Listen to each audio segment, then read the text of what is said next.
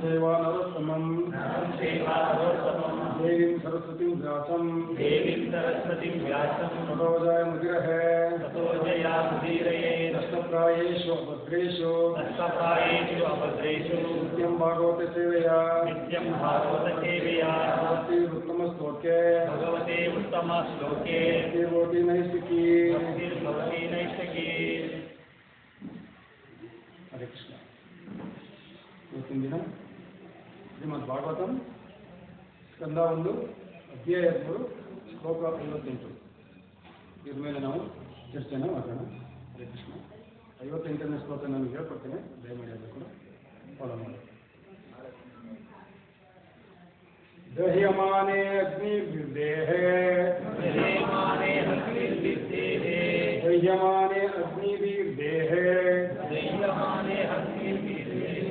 पत्यु पत्नी सहोटजे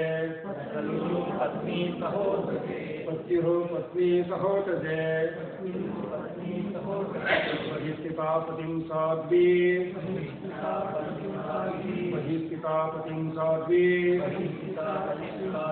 अमाग्निं मनुवेक्षति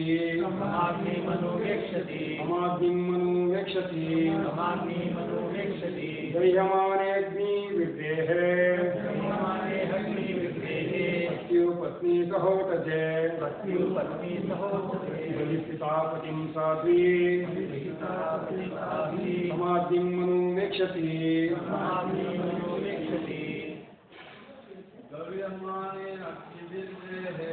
दह्यमाने अग्निर्देहे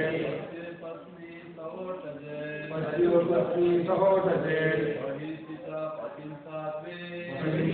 पतिं साध्वी अमाग्निं मनुवेक्षति दह्यमाने अग्निर्देहे पत्यु पत्नी सहोटजे बहिस्थिता पतिं साध्वी अमाग्निं मनुवेक्षति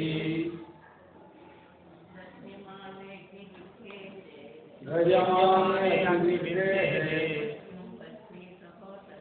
पत्यु पत्नी सहोटजे बहिस्थिता पतिं साध्वी अमाग्निं मनुवेक्षति.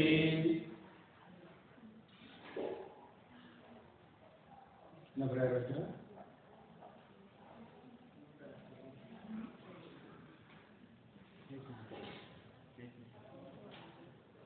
699 ಪುಟ ಸಂಖ್ಯೆ.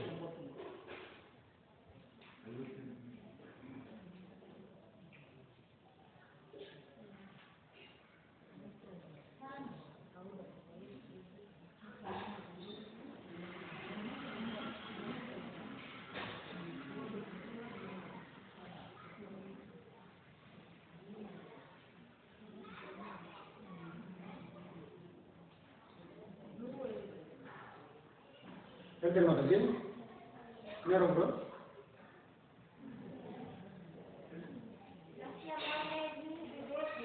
दह्यमाने अग्निर्देहे पत्यु पत्नी सहोटजे बहिस्थिता पतिं साध्वी अमाग्निं मनुवेक्षति.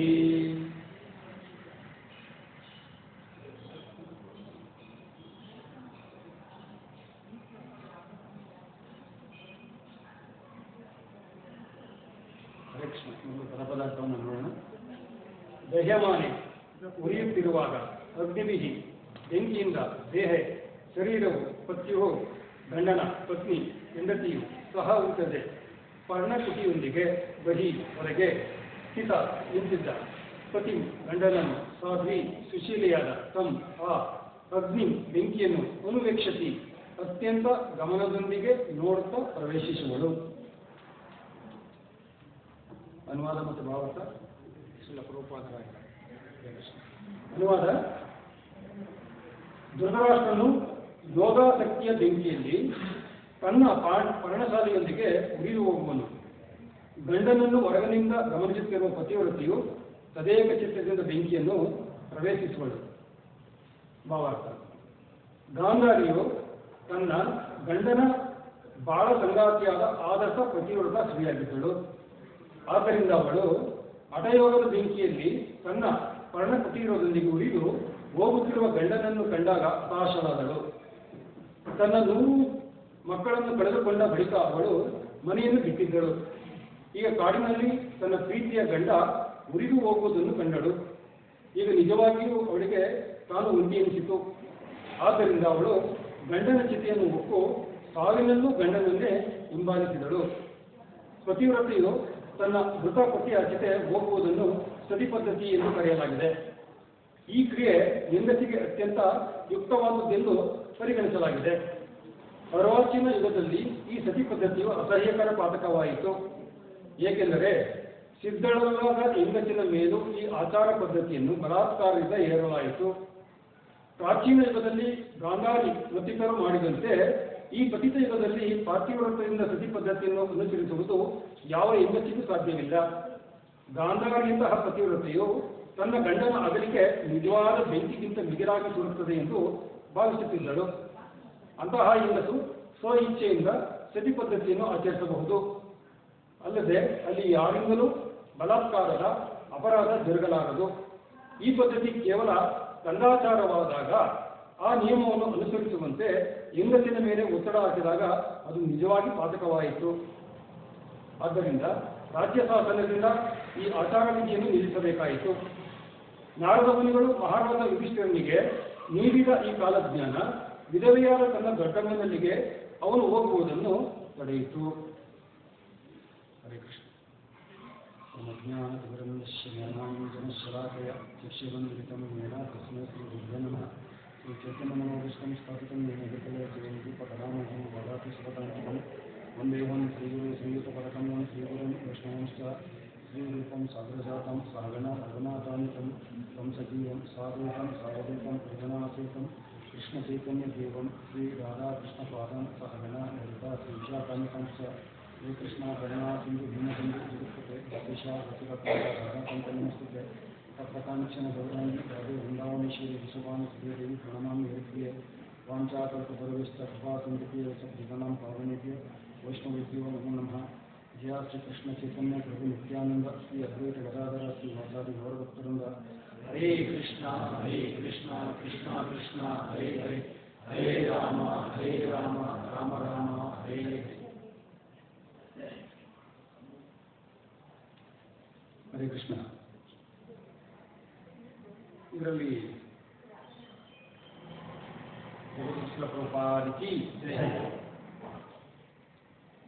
ತುಂಬ ವಿಶೇಷವಾದಂಥ ವಿಚಾರ ಆಗಿದೆ. ಯಾಕಪ್ಪ ಅಂತಂದರೆ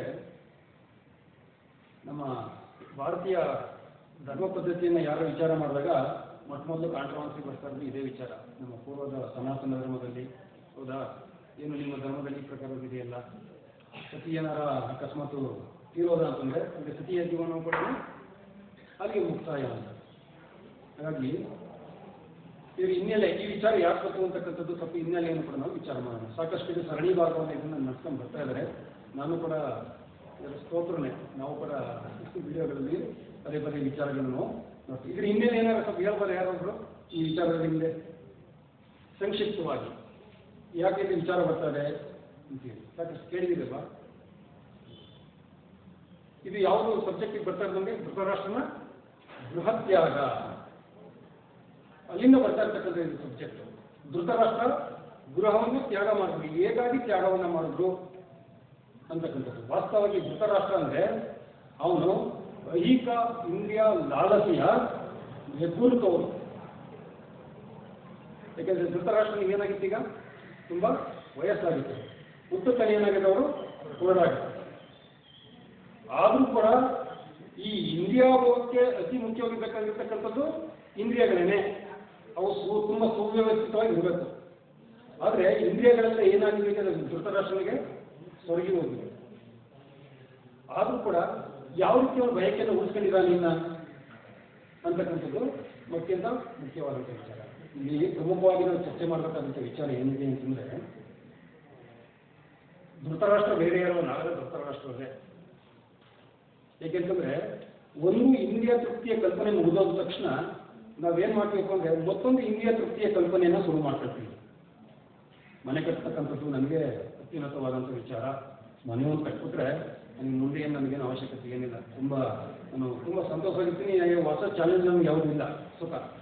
ಮನೆ ಕಟ್ಟಾಕ್ತು, ಮತ್ತೆ ನಮ್ಮದು ಹೊಸದು ಕಲ್ಪನೆ ಏನು, ಕಾರ್ ಬೇಕು,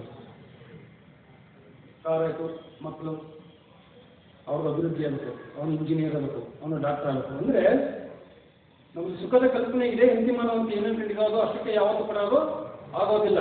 ಅದು ಈ ಕಲ್ಪನೆಗಳು, ಮನಸ್ಸಿನ ಕಲ್ಪನೆಗಳು ಏನಾಗ್ತಾ ಇರ್ತವೆ, ಒಂದು ಮುಗಿದ ತಕ್ಷಣ ಮತ್ತೊಂದು ಏನಾಗ್ತಾ ಇರ್ತದೆ, ಹೊಸದಾಗಿ ಉತ್ಪತ್ತಿ ಆಗ್ತಾ ಇರ್ತದೆ. ಆದರೆ ಮನುಷ್ಯ ತುಂಬ ಆಲೋಚನೆ ಮಾಡಬೇಕು. ನಮಗೆ ಮಾನವ ಜನ್ಮ ಸಿಕ್ಕಿದೆ. 84 ಲಕ್ಷ ಬಗೆ ಜೀವಿಗಳಲ್ಲಿ ಅತ್ಯುನ್ನತವಾಗಿರ್ತಕ್ಕಂಥ ಜನ್ಮ ಯಾವುದು? ಮಾನವ ಜನ್ಮ. ಅತ್ಯಂತ ಶ್ರೇಷ್ಠವಾಗಿರ್ತಕ್ಕಂಥ ಜನ್ಮ. ಎಂತೆಂಥ ವಿಶೇಷವಾದಂಥ ಪ್ರಾಣಿಗಳಿವೆ, ದೈತ್ಯವಾದಂಥ ಪ್ರಾಣಿಗಳಿವೆ, ಜಲಚರಗಳಿವೆ, ಪಕ್ಷಿಗಳಿವೆ, ಎಲ್ಲ ಹಸು ಗೋವು ಇದೆ, ಎಲ್ಲ ಜೀವ ಜಾತಿಗಳನ್ನು ಬಿಟ್ಟು ಮಾನವ ಜನ್ಮ ಅತ್ಯಂತ ಉನ್ನತವಾದಂಥ ಜನ್ಮ ಅಂತ ಹೇಳ್ತಾರೆ. ಯಾಕೆ ಅಂತಂದರೆ ಇದು ಒಂದು ಉದ್ದೇಶಕ್ಕಾಗಿ ಏನಾಗಿದೆ, ಮಾನವ ಜನ್ಮ ಸಿಕ್ಕಿದೆ. ಮೊದಲು ಮಾನವ ಜನ್ಮ ಯಾವ ಉದ್ದೇಶಕ್ಕೆ ಸಿಕ್ಕಿದೆ ಅಂತಕ್ಕಂಥದ್ದನ್ನು ವ್ಯಕ್ತಿ ಏನು ಮಾಡಬೇಕಾಗಿತ್ತು, ಜಿಜ್ಞಾಸೆಯನ್ನು ಮಾಡಬೇಕಾಗಿತ್ತು. ವ್ಯಕ್ತಿ ಜಿಜ್ಞಾಸೆ ಮಾಡಿದ್ರೆ ಅದಕ್ಕೆ ಪರಿಹಾರ ಸಿಗ್ತದೆ. ಆದರೆ ವ್ಯಕ್ತಿ ಹುಟ್ಟಿದ ತಕ್ಷಣ ಏನು ಮಾಡ್ತಾ ಇದ್ದಾನಪ್ಪ ಅಂತಂದರೆ, ಅವನು ಇಂಡಿಯಾ ಹೋಗೋದ ಕಡೆಗೆ ಏನಾಗಿದ್ದಾನೆ, ಆಸಕ್ತಿಯನ್ನು ತೋರ್ತಾ ಇದ್ದಾನೆ. ಇದು ಧೃತರಾಷ್ಟ್ರನ ವಿಚಾರದಲ್ಲಿ ನಮಗೆ ತುಂಬ ಚೆನ್ನಾಗಿ ಗೊತ್ತಾಗ್ತದೆ. ಯಾಕೆಂತಂದರೆ ನಾವು ನೀವೆಲ್ಲ ತುಂಬ ಪ್ರಚಾರಕ್ಕೆ ಹೋಗ್ತಾ ಇರ್ತೀವಿ, ಕೆಲವರನ್ನು ತುಂಬ ಜನಗಳನ್ನ ಮಾತಾಡಿಸ್ತಾ ಇರ್ತೀವಿ. ದಯಮಾಡಿ ಭಕ್ತಿ ಸೇವೆ ಮಾಡಿ, ಸಾಕಷ್ಟು ವಯಸ್ಸಾಗಿ ಇದೆ, ನೀವು ಯೌವನ ಇದ್ದಂಗೆ ನೀವು ಭಕ್ತಿ ಸೇವೆಯನ್ನು ಮಾಡಬೇಕು, ವಯಸ್ಸಾದ್ಮೇಲೆ ಮಾಡೋಕ್ಕಾಗೋದು ಅನ್ನೋ ಹೇಳ್ತಾ ಇರ್ತೀವಿ. ಅವ್ರು ಹೇಳ್ತಕ್ಕಂಥದ್ದು ಒಂದೇ, ಇಲ್ಲ ನಾನು ಏನು ಮಾಡ್ತೀನಿ, ನಾನು ವಯಸ್ಸಾದ್ಮೇಲೆ ನಾನು ಮಾಡ್ತೀನಿ. ಯಾಕೆಂದರೆ ವಯಸ್ಸಾದ್ಮೇಲೆ ನನಗೆ ಇಂದ್ರಿಯಗಳು ಕೆಲಸ ಮಾಡೋದಿಲ್ಲ, ಸಹಜವಾಗಿ ವೈರಾಗ್ಯಕ್ಕೆ ಬರ್ತದೆ ಅಂತ ಒಂದು ವಿಚಾರ. ಆದರೆ ಇದು ತುಂಬ ಸುಳ್ಳು. ಧೃತರಾಷ್ಟ್ರನ ವಯಸ್ಸಾಗಿದೆಯಲ್ಲ, ಇಂದ್ರಿಯಗಳು ಯಾವುದು, ಕರ್ಮೇಂದ್ರಿಯಗಳು ಯಾವುದು ಸರಿಯಾಗಿ ಕೆಲಸ ಮಾಡ್ತಲ್ವಲ್ಲ, ಮತ್ತೆ ಯಾವತ್ತೇ ಆಲೋಚನೆ ಮಾಡ್ಬೋದು ಇದನ್ನು ನಾವು? ಆ ಪ್ರಕಾರವನ್ನು ಆಲೋಚನೆ ಮಾಡೋಕ್ಕೆ ಸಾಧ್ಯನೇ ಇಲ್ಲ. ಇದ್ರದ್ದು ಒಂದು ಅಕ್ಬರ್ ಮತ್ತು ಬೀರ್ಬಲ್ ಅಂತ ಕೂಡ ಇದು ಒಂದು ವಿಚಾರ ಸಾಧಿತ ಆಗ್ತದೆ. ಒಂದ್ಸಲಿ ಬೀರ್ಬಲ್ಗೆ ಕೇಳ್ತಾರೆ, ಯಾಕೆ ನಿಮ್ಮ ಧರ್ಮದಲ್ಲಿ ಎಲ್ಲ ಇನ್ನೂ ಯೌವನ ಇದ್ದಂಗೆ ಇಂದ್ರಿಯ ತೃಪ್ತಿಯನ್ನು ಮಾಡಿಬಿಟ್ಟು ಏನು ಮಾಡ್ತಾರೆ ಅವರು, ಈ ಆಧ್ಯಾತ್ಮಿಕ ವಿಚಾರ ಅಂತೇಳಿ ಬಹಳ ವೈರಾಗ್ಯ ಜೀವನವನ್ನು ನಡೆಸ್ತಾರಲ್ಲ, ಯಾಕೆ ವಯಸ್ಸಾದ್ಮೇಲೆ ತಾನಾಗ್ತಾನೆ ವೈರಾಗ್ಯ ಬರ್ತದೆ, ಯಾಕಾಗಿ ಅದಕ್ಕೆ ವಿಶೇಷವಾದಂಥ ಪ್ರಯತ್ನವನ್ನು ಕೊಡಬೇಕು ಅಂತ ಬೀರ್ಬಲನ್ನು ನಾವು ಪ್ರಶ್ನೆ ಮಾಡ್ತೀವಿ. ಇಲ್ಲ ಅದಕ್ಕೆ ಒಂದು ನೀವು ಆ ಪ್ರಕಾರ ತಿಳ್ಕೊಂಡಿದ್ರಿ, ವ್ಯಕ್ತಿ ಎಷ್ಟೇ ವಯಸ್ಸಾದರೂ ಕೂಡ ಅವನು ಇಂದ್ರಿಯ ತೃಪ್ತಿಯಲ್ಲಿ ಆಕಾಂಕ್ಷೆ ಇಲ್ಲದೆ ಇದನ್ನು ಅವ್ರು ಬಿಟ್ಕೊಡೋಕ್ಕೆ ತಯಾರಿಲ್ಲ. ಇದನ್ನು ಯಾವತ್ತು ಹೇಳ್ತೀರಿ? ಹೌದಾ? ನಾನು ನಿಮಗೆ ಒಂದು ಉದಾಹರಣೆ ಅಂತ ನಾನು ತೋರಿಸ್ತೀನಿ ಅಂತ ಹೇಳಿ, ನಾವು ವೃದ್ಧ ವ್ಯಕ್ತಿ ಹಾಸಿಗೆ ಹಿಡಿದಿದ್ದಾನೆ, ಅವನ ಹತ್ರ ಹೋಗಿ ಮಾತಾಡ್ಕೊಂಡು ಬರ್ಬೇಕಾದ್ರೆ ನಿಮ್ಮ ಮಗಳನ್ನು ಕೂಡ ಜೊತೆ ಕರ್ಕೊಂಡು ಬನ್ನಿ ಅಂತ ಹೇಳಿ ಅವ್ರಿಗೆ ಹೇಳ್ತಾರೆ. ಹೌದಾ? ಮಗಳು ಅಂದರೆ ರಾಜ್ಯ ಮಗಳ ಹೋಗ್ತಾ ವಿಶೇಷವಾಗಿ ಅಲಂಕಾರವನ್ನು ಮಾಡ್ಕೊಂಡ್ರು, ಬಗೆಯಾಗಿ ಅಲಂಕಾರವನ್ನು ಶೃಂಗಾರ ಮಾಡ್ಕೊಂಡ್ರು. ಯಾರಿಗೂ ಜೊತೆಲಿ ಅವ್ರ ವಿಚಾರ ಆ ಪ್ರಕಾರ ಬಿಟ್ಟು ಅವರು ಕರ್ಕೊಂಡು ಹೋಗ್ತಾ ಇದ್ದಾರೆ. ಹೋದ್ರು, ಒಂದು ವ್ಯಕ್ತಿ ಏನು ಮಾಡಿದ್ದಾನೆ, ತುಂಬ ವಯಸ್ಸಾಗೋಗಿದೆ, ಹಾಸಿಗೆ ಹಿಡಿದಿದ್ದಾನೆ, ಕೆಮ್ತಾ ಇದ್ದಾನೆ, ಕಫ. ಯಾಕಂದರೆ ಅಂತ್ಯಕಾಲದಲ್ಲಿ ಯಾವ ರೀತಿ ಇರ್ತದೆ, ಕಫ ಮತ್ತು ವಾತ ಇವೆಲ್ಲ ಪ್ರಕೋಪಗಳು ಏನಾಗ್ತದೆ, ವ್ಯಕ್ತಿಗೆ ತುಂಬ ಜಾಸ್ತಿ ಇರ್ತದೆ. ಹಾಸಿಗೆಯಲ್ಲಿ ಮಲಗಿದ್ದಾನೆ. ಕರ್ಕೊಂಡು ಹೋದ್ರು, ಒಳಗೆ ಪ್ರವೇಶ ಮಾಡಿದ್ರು, ವೃದ್ಧ ಏನು ಮಾಡಿದ್ದಾನೆ, ಹಾಸಿಗೆ ಮೇಲೆ ಮಲಗಿದ್ದಾನೆ. ಒಳಗೆ ಹೋದ ತಕ್ಷಣ ಆ ವೃದ್ಧನ ಕಣ್ಣು ಯಾವ ಕಡೆ ಹೋಗ್ತು ಗೊತ್ತಾ? 3 ಜನ ಒಳಗಡೆ ಹೋದ್ರಲ್ಲ, ಫಸ್ಟ್ ಒಂದು ಕಣ್ಣು ಯಾವುದನ್ನ ಹೋಗ್ತು, ಮಗಳು ಶೃಂಗಾರ ಮಾಡ್ಕೊಂಡು ಹೋಗಿದ್ದಲ್ಲ, ಆ ಕಡೆ ಕಾಲಿಗೆ ಒಂದು ದೃಷ್ಟಿ ಆ ಕಡೆ ಕಾಲಿಗೆ ಹೋಗ್ತು. ಅಂತಂದರೆ ಕೇವಲ ಇಂದ್ರಿಯಗಳು ತೊಡಗುವುದರಿಂದನೇ ನಾವು ವೈರಾಗ್ಯ ಬರ್ತದೆ ಅಂತ ನಾವು ಯಾವತ್ತೂ ಕೂಡ ಆಲೋಚನೆಯನ್ನು ಮಾಡಬಾರ್ದು. ಇಂದ್ರಿಯಗಳು ತೊಡಗುವುದರಿಂದನೇ ವೈರಾಗ್ಯ ಬರ್ತದೆ ಅಂತ ನಾವು ಯಾವತ್ತೂ ಕೂಡ ಕಲ್ಪನೆಯನ್ನು ಕೂಡ ನಾವು ಮಾಡಬಾರ್ದು. ಆಯ್ತಾ? ಅದಕ್ಕಾಗಿ ಪ್ರಯತ್ನ ಪಟ್ಟಿದ್ದಾಗ ಮಾತ್ರವೇ ಆ ಇಂದ್ರಿಯಗಳೇನು ಮಾಡ್ತವೆ, ತಹವತಿಗೆ ತರ್ತವೆ. ಇದರ ತಾವಾಗ್ತಾಗಿ ಎಷ್ಟಾರು ಏಜಾಗಲಿ, ಎಷ್ಟಾರು ಇಂದ್ರಿಯಗಳು ತೊಡಗಲಿ, ಅದರಿಂದ ಅವನು ಯಾವುದೇ ಕಾರಣಕ್ಕೂ ಮತ್ತು ಯುವಕನಾಗೋದಕ್ಕೆ ಸಾಧ್ಯನೇ ಇಲ್ಲ. ವಯಸ್ಸಾದ್ಮೇಲೂ ಕೂಡ ತನ್ನದೇ ಆದಂಥ ಕೆಲವೊಂದು ಕಲ್ಪನೆಗಳನ್ನ ಅವನು ವ್ಯಕ್ತಿ ಮಾಡ್ಕೊಳ್ತಾ ಇರ್ತಾನೆ. ಎಲ್ಲೋ ಮುಗಿದೋಯ್ತು, ಎಲ್ಲ ಬಗೆ ಇಂದ್ರಿಯ ಶಕ್ತಿಗಳು ಮುಗಿದೋಗ್ತು, ಆದರೂ ಕೂಡ ಹೊಸ ಹೊಸ ಕಲ್ಪನೆಗಳನ್ನ ಅವನು ಹಾಸಿಗೆ ಮೇಲೆ ಇರೋರು ಅವನು ಏನು ಮಾಡ್ತಾ ಇರ್ತಾನೆ. ಇದು ಧೃತರಾಷ್ಟ್ರದಲ್ಲಿ ಕಂಡು ಬರ್ತದೆ. ಅದು ವಾಸ್ತವವಾಗಿ ಮಾನವ ಜನ್ಮ ಯಾತಕ್ಕೆ ಬಂದಿದೆ? ಸವೈಗುಂಸೋ ಪರೋಧರ್ಮ ಯಥೋಭಕ್ತಿ ಅಧೋಕ್ಷತೆ ಅಹೈತಿ ಅಪ್ರತಿಹತ ಅಂತಂದರೆ ಈ ಮಾನವ ಜನ್ಮ ಬಂದಿರೋದು ವಾಸ್ತವವಾಗಿ ಭಕ್ತಿ ಸೇವೆಯನ್ನು ಆಚರಣೆ ಮಾಡೋದಕ್ಕೆ ಅಂತಲೇ ಬಂದಿರಲಿಲ್ಲ ಅಲ್ವಾ. ಮಾನವ ಜೀವನದ ಮುಖ್ಯ ಗುರಿ ಭಕ್ತಿ ಸೇವೆ ಮಾಡಬೇಕು. ಈ ಕಷ್ಟ ಕಾರ್ಪಣ್ಯಗಳಿರ್ತಕ್ಕಂಥ ಈ ಜಗತ್ತನ್ನು ಏನು ಮಾಡಬೇಕು, ನಾವು ತೊರೆಯಬೇಕು. ಈ ಐಕ ಕ್ಲೇಶಗಳೇನಿದೆ ಶಾಶ್ವತವಾದಂಥ ಮುಕ್ತಿನ ಪಡೆಯೋದಕ್ಕಾಗಿ ವಿಶೇಷವಾಗಿ ಕೊಟ್ಟಿರ್ತಕ್ಕಂಥ ಜನ್ಮ ಈ ಮಾನವ ಜನ್ಮ. ಅದೇ ಆ ಪರ್ಪಸ್ಸನ್ನು ನಾವಿಲ್ಲ. ನಾವೇನು ಮಾಡ್ತೀವಿ, ಆಗೋ ಈಗ ಒಂದಷ್ಟು ಅನುಕೂಲ ಸಿಕ್ಕಿದೆಯಲ್ಲ ಅಂತೇಳಿ ಅದನ್ನು ಉಪಭೋಗವನ್ನು ಏನು ಮಾಡ್ತೀವಿ. ನಮ್ಮ ಕಲ್ಪನೆಗೆ ತಕ್ಕನಾಗಿ ಇಂದ್ರಿಯ ತೃಪ್ತಿ ವಸ್ತುಗಳು ನಮಗೆ ದೊರಕದೇ ಇರ್ಬೋದು. ಚಿಕ್ಕದರಷ್ಟರಲ್ಲಿ ನಾವೇನು ಮಾಡ್ತಾ ಇದ್ದೀವಿ, ಅದರ ಉಪಭೋಗವನ್ನು ನಾವು ಮಾಡ್ಕೊಂಡು ಹೋಗ್ತಾ ಇದ್ದೀವಿ. ಇದು ವಿದುರನಿಗೆ ತುಂಬ ಕೆಡಕನ್ನಿಸ್ತು. ಯಾಕೆಂತಂದರೆ ಈ ಧೃತರಾಷ್ಟ್ರ ಏನು ಮಾಡಿದ್ರಪ್ಪ ಅಂತಂದರೆ ಹುಟ್ಟಿನಿಂದಲೇ ಕುರುಡ. ಯಾಕಂದರೆ ಐಹಿಕ ಭೋಗ ಅಂತಂದರೆ ಕಣ್ಣು ತುಂಬ ಕೆಲಸ ಮಾಡ್ತದೆ ಅಲ್ವಾ. ಇದು ಇಂದ್ರಿಯವರು ತುಂಬ ಜೋರಾಗಿ ಕೆಲಸ ಮಾಡ್ತದೆ, ಅದ್ರ ಕಣ್ಣು ಮುಖ್ಯವಾಗಿರ್ತಕ್ಕಂಥದ್ದು. ಹುಟ್ಟಿನಿಂದಲೇ ಆ ವ್ಯಕ್ತಿಗೆ ಕಣ್ಣಿಲ್ಲ ಅಲ್ವಾ. ಆದರೂ ಕೂಡ ಅವನೇನು ಮಾಡಿದ್ದಾನೆ, ಉಪಭೋಗ ಮಾಡಬೇಕು ಅಂತ ಆಕಾಂಕ್ಷೆಗಳನ್ನು ವ್ಯಕ್ತಿ ಹೊಂದಿದ್ದಾನೆ. ಮತ್ತೆ ಅವನೇ ಮಾಡೋದು ತನ್ನ ಮಕ್ಕಳೇ ರಾಜ್ಯಾಧಿಕಾರವನ್ನು ಮಾಡಬೇಕು ಎಲ್ಲ ಆಯ್ತು. ಅವನ ಕಲ್ಪನೆಯ ರೀತಿಯಲ್ಲಿ ಪ್ರತಿಯೊಂದು ಕೂಡ ಏನಾಗ್ತಾ ಇದೆ, ಬೆರುತ್ತಾ ಹೋಗ್ತಾ ಇದೆ. ಇಷ್ಟೆಲ್ಲ ಆದ ನಂತರ ಏನಾಗ್ತಪ್ಪ ಅಂತಂದ್ರೆ ಪಾಂಡವರಿಂದ ಏನು ಮಾಡಿದ್ರು, ಎಲ್ಲ ಮಕ್ಕಳು ಹತರ ಆಗೋದು. 100 ಜನ ಮಕ್ಕಳಿದ್ರು. 100 ಜನ ಮಕ್ಕಳು ಈ ಪಾಂಡವರಿಂದ ಏನಾದ್ರು ಹತರ ಆಗೋದು. 100% ನನಗೆ ಇರಲಿ ಅನ್ನೋದು ವ್ಯಕ್ತಿದು. ಒಂದಿಷ್ಟು ಕೇವಲ 5 ಗ್ರಾಮವನ್ನು ಕೇಳೋದು ಪಾಂಡವರು. ಕೇವಲ 5 ಗ್ರಾಮವನ್ನು ಕೊಡಿ, ಯಾಕೆ ನಾವು ಕ್ಷತ್ರಿಯರಾಗಿದ್ದೀವಿ, ಕ್ಷತ್ರಿಯರಿಗೆ ಅವ್ರದೇ ಆದಂಥ ಕರ್ತವ್ಯಗಳಿರ್ತದೆ. ಆ ಪ್ರಕಾರ ಒಂದು 5 ಗ್ರಾಮವಾದರೂ ನಾವು ಆಡಳಿತ ಮಾಡ್ತೀವಿ. ಇಲ್ಲ ಮಗನ ಏನು ಮೋಹಕ್ಕೆ ಸಿಲುಕಿ ಮಗ ಹೇಳಿದಂತೆ ಏನು ಮಾಡ್ತಾ ಇದ್ದಾನೆ ವ್ಯಕ್ತಿ ನಡೀತಾ ಇದ್ದಾನೆ. ಒಂದು ಅಂತಿಮವಾಗಿ ಏನು ಮಾಡಬೇಕಾಗ್ತು, ಕೇವಲ ಒಂದು ಎಷ್ಟು ಕೊಡಬೇಕಾದಂಥ ಭಾಗವನ್ನು ಉಳಿಸ್ಕೊಳ್ಳೋಕ್ಕಾಗಿ ಇಡೀ ತನ್ನ ಎಲ್ಲ ಮಕ್ಕಳನ್ನು ಕೂಡ ಕಳ್ಕೊಬೇಕಾಗ್ತು ಅಲ್ವಾ. ಮಕ್ಕಳದ್ದು ಎಂಥ ವೈರಾಗ್ಯ ಬರಬೇಕಾಗಿತ್ತು, ವೈರಾಗ್ಯ ಬಂದ ಇಲ್ಲ. ಮತ್ತೆ ಇನ್ನೊಂದು ಹೊಸ ವಿಚಾರವನ್ನು ಮಾಡಿದ್ರು. ನನ್ನ ಮಕ್ಕಳನ್ನ ಕೊಂದಂಥ ಈ ಭೀಮ ಏನಿದ್ದಾನೆ, ಮಿನಿಮಮ್ ಈತ ನಾನು ಕನಿಷ್ಠ ಇವನನ್ನಾದ್ರೂ ಕೂಡ ನಾನು ಏನು ಮಾಡ್ತೀನಿ, ನಾಶ ಮಾಡ್ತೀನಿ. ಅವನ ವಿಚಾರ ಆ ಪ್ರಕಾರ ಆಗಿದೆ. ನನ್ನನ್ನು ಆಲಿಂಗನ ಮಾಡ್ಕೋಬೇಕು ಕರೆಸ್ತಾ ಇದ್ದಾರೆ. ಏನು ಮಾಡಿದರೆ, ಈಗ ಕೃಷ್ಣನಿಗೆ ಗೊತ್ತಿತ್ತು, ಸೂಚನೆಯನ್ನು ಕೊಟ್ಟರು.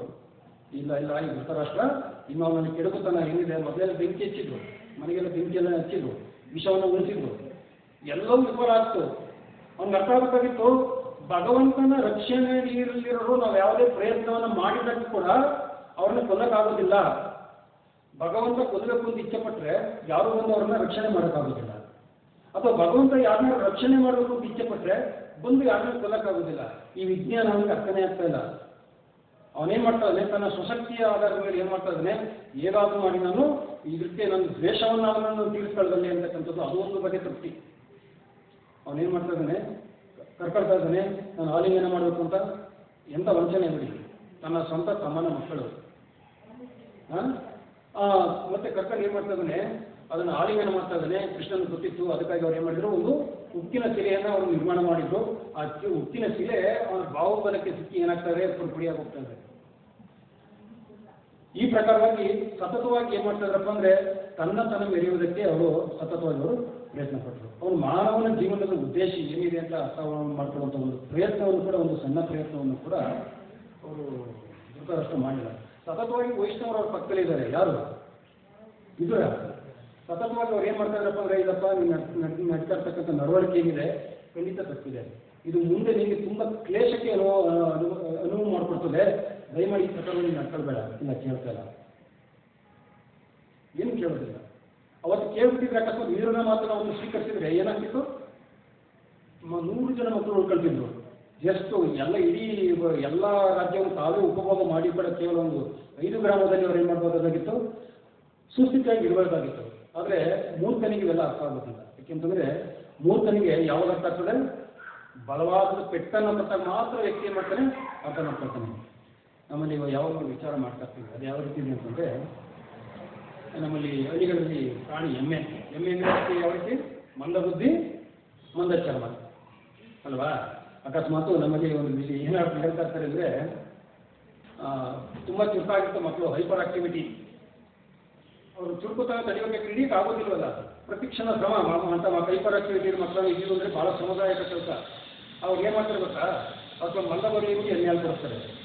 ಅವು ಏನಾಗ್ತವೆ, ಸ್ವಲ್ಪ ನಿದ್ರೆ ಒಳಗಾಗ್ತವೆ. ಅವು ಇದು ನಮ್ಮ ಗ್ರಾಮೀಣ ಪ್ರದೇಶದಲ್ಲಿ ಕಂಡುಬರ್ತಕ್ಕಂಥದ್ದು. ಯಾಕಂದರೆ ಹೈಪರ್ ಆಕ್ಟಿವಿಟಿ ಇದ್ದಾಗ ಮಕ್ಕಳನ್ನ ಹಿಡಿಯೋಕ್ಕಾಗೋದಿಲ್ಲ. ಈ ಕ್ಷಣ ಈ ಕಡೆ ಕಾಲಕ್ಕೆ ಹೋದ ತಕ್ಷಣ ಆ ಕಡೆ ಎಲ್ಲ ಹೋಗಿ ಇದೇ ಮಾಡಿರ್ತೇವೆ, ಮತ್ತು ಇನ್ನೊಂದು ಕಡೆ ಕಡೆ ಯಾವುದೋ ಒಂದು ಚಟುವಟಿಕೆ ಮಾಡಿಬಿಟ್ಟಿರ್ತದೆ. ಏನಾಗಿ ನಾವು ಯಾವಾಗಲೂ ಅವ್ರನ್ನ ತುಂಬ ಕಣ್ಗಾವಲಲ್ಲಿ ಇಡೋಕ್ಕಾಗೋದಿಲ್ಲ. ನೀವೇನು ಮಾಡ್ತಾರೆ? ಎಮ್ಮೆ ಆಗ್ಬಿಡಿ ಮಂದ ಅಂತ ಎಮ್ಮೆ ಪ್ರಜ್ಞೆ ಕಡಿಮೆ, ಮಂದ ಪ್ರಜ್ಞೆ ಅಂತ ಕರೀತಾರೆ. ಒಂದು ಏನು ಮಾಡ್ತಂತೆ ಅಂದರೆ, ಒಂದು ಮಧ್ಯ ರಸ್ತೆ, ಜನಗಳು ಓಡಾಡ್ತಕ್ಕಂಥ ರಸ್ತೆ ಬಂದ್ಬಿಟ್ಟು ಅದಕ್ಕೆ ಕೇಳಿಸ್ತಂತೆ, ಎಲ್ಲೂ ದೂರದಲ್ಲಿ ಯಾರೋ ಚೆನ್ನಾಗಿ ಬಾರಿಸ್ತಾ ಇದೆ, ಯಾರೋ ಬಾರಿಸ್ತಾ ಇದ್ದಾರೆ, ಈ ಶಬ್ದ ಏನು ಮಾಡ್ತಾ ಇದೆ ನನಗೆ ಕೇಳಿಸ್ತಾ ಇದೆ. ಒಂದಷ್ಟೊತ್ತು ಕಾಲ ಆಯಿತು, ಆಮೇಲೆ ಅನ್ಕೊಳ್ತದ್ದು ಎಲ್ಲೋ ದೂರದಲ್ಲಿ ಯಾರು ಹೊಡಿತಾ ಇಲ್ಲ, ಇಲ್ಲೇ ಹತ್ರದಲ್ಲಿ ಯಾರೋ ಹೊಡಿತಾ ಇದ್ದಾರೆ ಅಂತೀನಿ. ಆಮೇಲೆ ಇನ್ನೊಂದಷ್ಟು ಕೂತ್ಕೊಂಡ್ಬಿಟ್ಟಂತೆ, ಇದು ಯಾರೋ ಹೊಡಿತಾ ಇಲ್ಲ, ಇದು ಬಾರಿಸ್ತಾರೋ ನನಗೇನೆ ಅಂತ. ಮಂದ ಪ್ರಜ್ಞೆ ಇರೋರಿಗೆ ಈ ಐಹಿಕ ಕ್ಲೇಶಗಳು ತುಂಬ ಏನು ಮಾಡ್ತದೆ, ಪೆಟ್ಟನ್ನು ಕೊಡ್ತಾ ಇರ್ತದೆ. ಅವನೇನು ಮಾಡಿದ್ದಾನೆ ಅಂದರೆ ಸಣ್ಣ ಪೆಟ್ಟನ್ನು ಕೊಟ್ಟು ಎದುರಿಸುವಂಥ ಪ್ರಯತ್ನವನ್ನು ಮಾಡ್ದ. ಅದೇನಂದ್ರೆ ಯಾವುದೋ ದೂರದಲ್ಲಿ ಹೊಡಿತಾ ಇದ್ದಾರೆ ಅಂತ. ಅದು ಎದ್ದೇಳಿನ ಇನ್ನೊಂದಷ್ಟು ಸ್ವಲ್ಪ ದೊಡ್ಡ ಪೆಟ್ಟನ್ನು ಕೊಟ್ಟ, ಆಗೂ ಕೂಡ ಅದು ಎಚ್ಚರಗೊಳ್ಳಿಲ್ಲ. ಎದ್ದೇಳಬೇಕಲ್ಲ, ಎಚ್ಚರಗೊಳ್ಳಬೇಕಲ್ಲ, ಬಲವಾದಂಥ ಪೆಟ್ಟನ್ನು ಕೊಟ್ಟ. ಇದು ನಮಗೆ ಬಿಡ್ತಾರೆ. ಇದೇ ಪ್ರಕಾರ ನಾವು ಕೂಡ ನಮಗೆ ಈ ಪ್ರಪಂಚದಲ್ಲಿ ಐಹಿಕ ಕ್ಲೇಶಗಳು ನಾನಾ ಬಗೆಯ ತೊಂದರೆಗಳನ್ನ ಸತತ ಕೊಡ್ತಾ ಇದೆ. ಅವೆಲ್ಲವನ್ನು ನಾವೇನು ಮಾಡ್ತಾ ಇದ್ದೀವಿ? ನಿರ್ಲಕ್ಷ್ಯ ಮಾಡ್ತಾ ಇದ್ದೀವಿ. ಬಿಳಿ ಕೂದಲು ಬಂದ ತಕ್ಷಣವೇ ಅರ್ಥ ಮಾಡ್ಕೋಬೇಕಾಗಿತ್ತು, ಹತ್ರ ಬಂದಿದೆ, ಆದಷ್ಟು ಬೇಗ ಭಕ್ತಿ ಮಾಡಬೇಕು, ಈ ಲೋಕ ವ್ಯವಹಾರಗಳನ್ನ ಏನು ಮಾಡಬೇಕು, ಯುವಕನಾಗಬೇಕು, ಭಕ್ತಿ ಸೇವೆಯನ್ನು ತುಂಬ ಸೀರಿಯಸ್ ಆಗಿ ಕೈಗೊಳ್ಳಬೇಕು. ವಿಚಾರ ಈ ಪ್ರಕಾರ ಮಾಡಬೇಕಾಗಿತ್ತು. ಇಲ್ಲ ನಮಗೇನು ಟೈಮ್ ಇದೆ, ನಾವೇ ಎಕ್ಸ್ಪೈರಿ ಡೇಟ್ ನಾವೇ ಬರ್ಕೊಬಿಟ್ಟಿದ್ದೀವಿ, ನಾವು ಇನ್ನೆಲ್ಲೋ ಇದೆ ನಮ್ಮದು ಎಕ್ಸ್ಪೈರಿ ಡೇಟ್ ಅಂತ. ನಾಳೆನೇ ಇರ್ಬೋದು, ನಾಳೆನೇ ಇರ್ಬೋದು. ನಮ್ಮ ಟೆಂಪಲಲ್ಲಿ ಒಬ್ಬರು ಭಾಗವಹಿಸ್ತೀವಿ, ನಮ್ಮ ಭಕ್ತರೊಬ್ಬರು. ಯಾವ ಕ್ಷಣ ನಮ್ಗೆ ಗೊತ್ತಿಲ್ಲ. ನಾನು ಹೇಳಿದ್ದೆ, ಅವ್ರನ್ನೇ ಕೂತು ಹೇಳಿದೆ ನಾನು, ಯಾಕೆ ಪದೇ ನೀವು ಈ ಪ್ರಕಾರ ನೀವು ಕ್ಲಾಸಿಗೆ ತಪ್ಪಿಸ್ಕೊಳ್ತಾ ಇದ್ದೀರಾ? ನೀವು ನಮ್ಗೆ ಏನಾದ್ರು ಎಕ್ಸ್ಪೈರಿ ಡೇಟ್ ಏನಾದ್ರು ನಿಮ್ಗೆ ಗೊತ್ತಾ? ನಿಮ್ಗೆ ಗೊತ್ತಿಲ್ಲ, ಈ ಪ್ರಕಾರ ನೀವು ಇದು ಮಾಡೋದು ಬರೀ ಆದಷ್ಟು ಭಕ್ತಿ ಮಾಡಿರಿ. ಅಕಸ್ಮಾತ್ ಭಕ್ತಿಯನ್ನು ಪರಿಪೂರ್ಣ ಮಾಡಲಿಲ್ಲ ಅಂತಂದ್ರೂ ಕೂಡ ಭಗವಂತ ಏನು ಮಾಡ್ತಾರೆ, ಮತ್ತೊಂದು ಅವಕಾಶವನ್ನು ಕೊಡ್ತಾರೆ. ಮತ್ತೊಂದು ಅವಕಾಶವನ್ನು ಕೊಟ್ಟು ಈ ಭಕ್ತಿಯನ್ನು ಇಲ್ಲಿಗೆ ನಿಲ್ಲಿಸಿದ್ರಿ, ಅಲ್ಲಿಂದ ಮುಂದುವರಿಸುವ ಒಂದು ಒಳ್ಳೆಯ ಅವಕಾಶ ಇದೆ. ಈ ಪ್ರಕಾರ ನೀವು ಕ್ಲಾಸನ್ನು ನೀವು ಗೊತ್ತಿರಬೇಡಿ.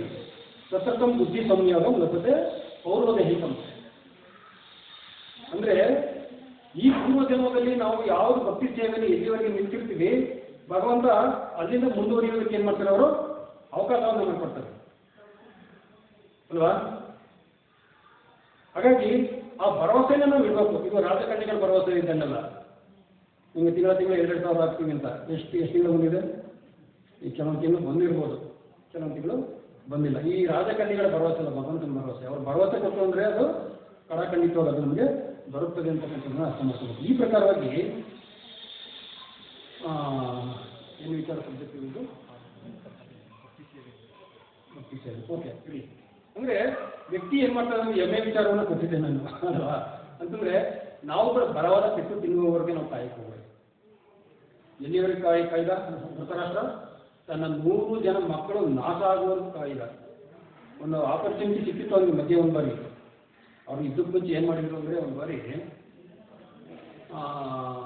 ಎಲ್ಲ ಶಾಸ್ತ್ರಕಾರನ ಕರೆದ್ರು, ಪಂಡಿತರನ್ನ ಕರೆದ್ರು, ಭವಿಷ್ಯಗಳನ್ನು ಕರೆದ್ರು. ಹೇಗಾದರೂ ಮಾಡಿ ಒಂದು ಒಳ್ಳೆ ಕಾಲವನ್ನು ನಿಗದಿ ಮಾಡಿಕೊಡಿ. ಪಾಂಡವರನ್ನು ಸೋಲಿಸಬೇಕು. ಸೂಕ್ತವಾದಂಥ ಕಾಲ, ಸೂಕ್ತವಾದ ಕಾರಣ, ಸೂಕ್ತವಾದ ನಕ್ಷತ್ರ, ಒಳ್ಳೆ ಟೈಮಲ್ಲಿ ಯುದ್ಧ ಆರಂಭಿಸ್ಬಿಟ್ರೆ ನಮ್ಮ ಮಕ್ಕಳು ಗೆದ್ದುಬಿಡ್ಬೇಕು. ಪಾಂಡವರು ಸೋತೋಡ್ಬೇಕು. ಬಂದರು ಶಾಸ್ತ್ರಕಾರರು, ಪಂಡಿತರು, ಭವಿಷ್ಯ ಬಂದರು, ಕುಳಿತುಕೊಂಡು ತೆಗೆದ್ರು. ಎಂಥ ಅದ್ಭುತ ಕಾಲ ಇದೆ, ಈ ಟೈಮ್ ನೋಡಿ ಶುರು ಮಾಡ್ತೀನಿ ಯುದ್ಧ ಅಂತೇಳಿ. ಹೌದಾ? ಶುರು ಮಾಡಿಸಿದ್ರು. ಅರ್ಥ ಮಾಡ್ಕೋಬೇಕಂತ ಧೃತರಾಷ್ಟ್ರ ಯುದ್ಧವನ್ನು ಶುರು ಮಾಡಿಸಿದ್ರು. 50 ಜನ ಮಕ್ಕಳೇನಾಗೋದು ನಾಶ ಆಗೋದು. ಯಾವಾಗ 50 ಜನ ಮಕ್ಕಳು ನಾಶ ಆಗೋದು, ಕರೆದ್ರು ಪಂಡಿತನನ್ನ. ಏನೇ ಪಂಡಿತ, ಏನು ನಿನ್ನ ವಿಚಾರ? ಎಲ್ಲ ಸೂಕ್ತವಾಗಿದೆ, ನಕ್ಷತ್ರಗಳೆಲ್ಲ ಸೂಕ್ತವಾಗಿದೆ, ಗ್ರಹಗತಿಗಳೆಲ್ಲ ಸೂಕ್ತವಾಗಿದೆ, ಕಾಲ ಸಮಯ ಎಲ್ಲ ಸೂಕ್ತವಾಗಿದೆ.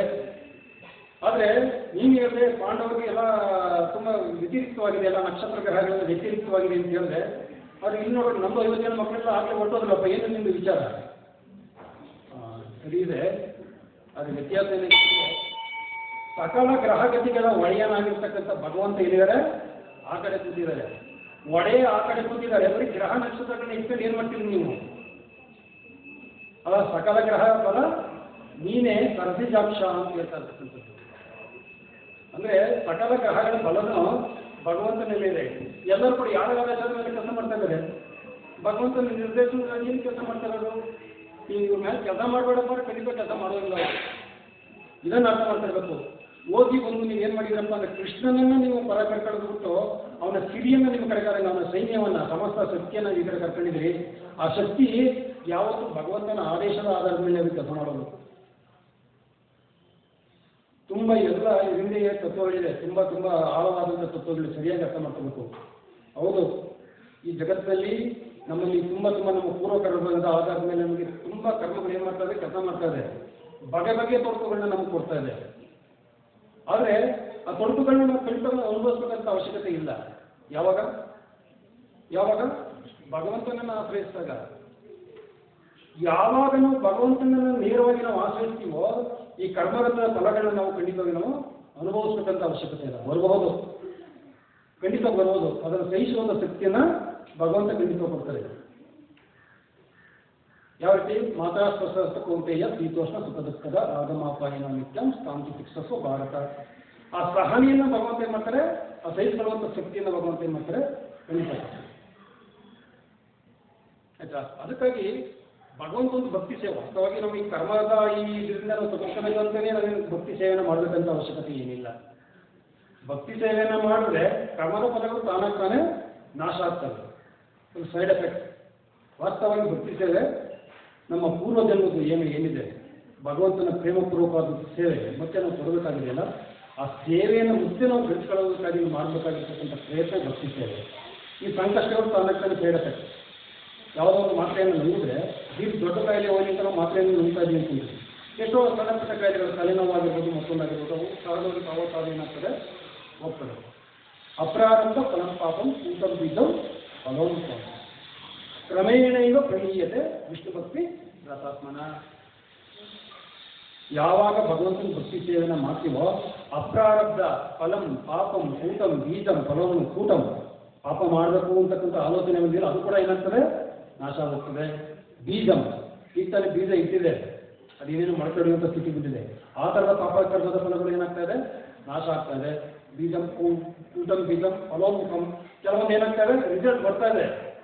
ರಿಸಲ್ಟ್ ಬರ್ತಾ ಇರ್ತಕ್ಕಂಥದ್ದು ಕೂಡ ಯಾವುದೇ ಪರಿಣಾಮದಿಂದ ಏನಾಗ್ತವೆ ಅವೆಲ್ಲವೂ ಕೂಡ ನಾಶ ಆಗ್ತವೆ. ಯಾವಾಗ? ವಿಷ್ಣು ಭಕ್ತಿ ರಥಾತ್ಮನಃ.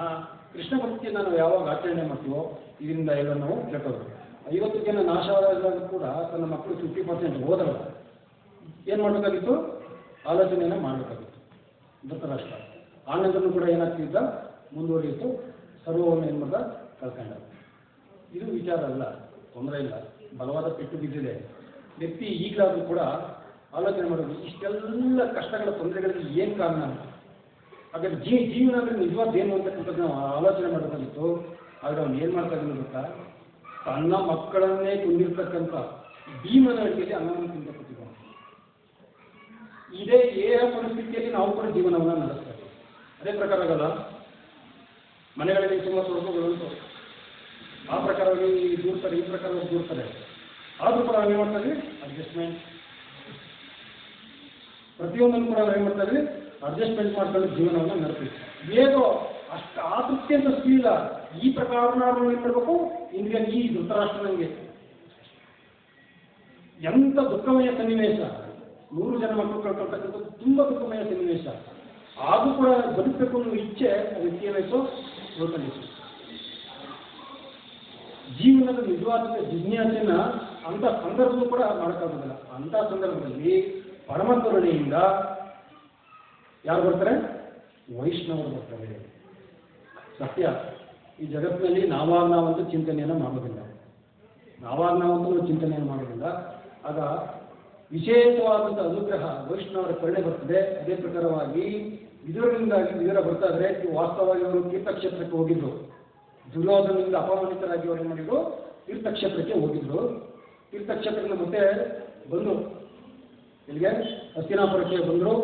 ಬಂದು ಅವ್ರು ಏನು ಮಾಡಿದ್ರಪ್ಪ ಅಂದರೆ, ವಾಸ್ತವ ಬಂದದ್ದು ಮತ್ತೆ ಇರಪ್ಪ ಇನ್ನೊಂದಷ್ಟು ಉಪಭೋಗ ಇದೆ ಮಾಡೋಣ ಅಂತಲ್ಲ. ಬಂದಂಥ ಉದ್ದೇಶ, ನನ್ನ ಅಣ್ಣನಾಗಿರ್ತಕ್ಕಂಥ ಈ ಧೃತರಾಷ್ಟ್ರ ಇನ್ನೂ ಕೂಡ ಇಷ್ಟೆಲ್ಲ ನಾಶ ಆದರೂ ಕೂಡ ಅವನಿಗೆ ತಿಳುವಳಿಕೆ ಬರ್ತಲ್ಲ, ಅವನನ್ನು ಏನು ಮಾಡಬೇಕು, ಎಚ್ಚರಗೊಳಿಸ್ಬೇಕು ಅಂತೇಳಿ ಮತ್ತೆ ಬಂದರು. ಹೇಳ್ತಾ ಇದ್ರೆ, ಏನಪ್ಪ ನಿಮಗೆ ವಿಚಾರ, ಯಾವ ರೀತಿ ಆಲೋಚನೆಯನ್ನು ಮಾಡ್ತಾ ಇದೆಯಾ, ಎಂತೆಂಥ ದುಃಖಗಳು ಬಂದಿದೆ, ನಿನ್ನ ಮಕ್ಕಳನ್ನ ಕೊಂದಿರ್ತಕ್ಕಂಥ ಈ ಭೀಮನಡಿಯಲ್ಲಿ ಅನ್ನವನ್ನು ತಿನ್ನುವುದಕ್ಕೆ ನಿನ್ಗೆ ಅಸಹ್ಯ ಆಗ್ತಲ್ಲ ನಿನಗೆ? ನೀನು ಮನುಷ್ಯನಾಗಿದೆಯಾ? ನೀನು ಯಾವ ಪ್ರಕಾರ ಇದ್ದೀನಿ? ನೀನು ಅರ್ಥ ಮಾಡ್ಕೊಳ್ಬೇಕು. ಇದು ಬಲವಾದಂಥ ಪೆಟ್ಟಿದು. ಆದಷ್ಟು ಎಚ್ಚರ ಆಗ್ತವನಿಗೆ, ದುಃಖ ಆಗ್ತವನಿಗೆ. ಹೌದೌದು, ನಾನು ಎಷ್ಟು ಅಸಹ್ಯವಾದಂಥ ಪ್ರವೃತ್ತಿಯಲ್ಲಿ ತೊಡಗಿದ್ದೀನಿ, ಏನೋ ಒಂದಷ್ಟು ಸಿಗ್ತದೆ ಅಂತೇಳಿ ಇದನ್ನು ಕೂಡ ಹೋಗುವಾಗ ಮಾಡುವಂಥ ಇನ್ನೂ ಮನಸ್ಥಿತಿಯನ್ನು ಉಳಿಸ್ಕೊಂಡಿದ್ದೀನಿ ಅಂತ ಕೇಳಿ ಅವನಿಗೆ ತುಂಬ ಏನಾಗ್ತದೆ, ಅವನಿಗೆ ದುಃಖ ಆಗ್ತದೆ. ಆಗ ಏನು ಮಾಡಬೇಕು?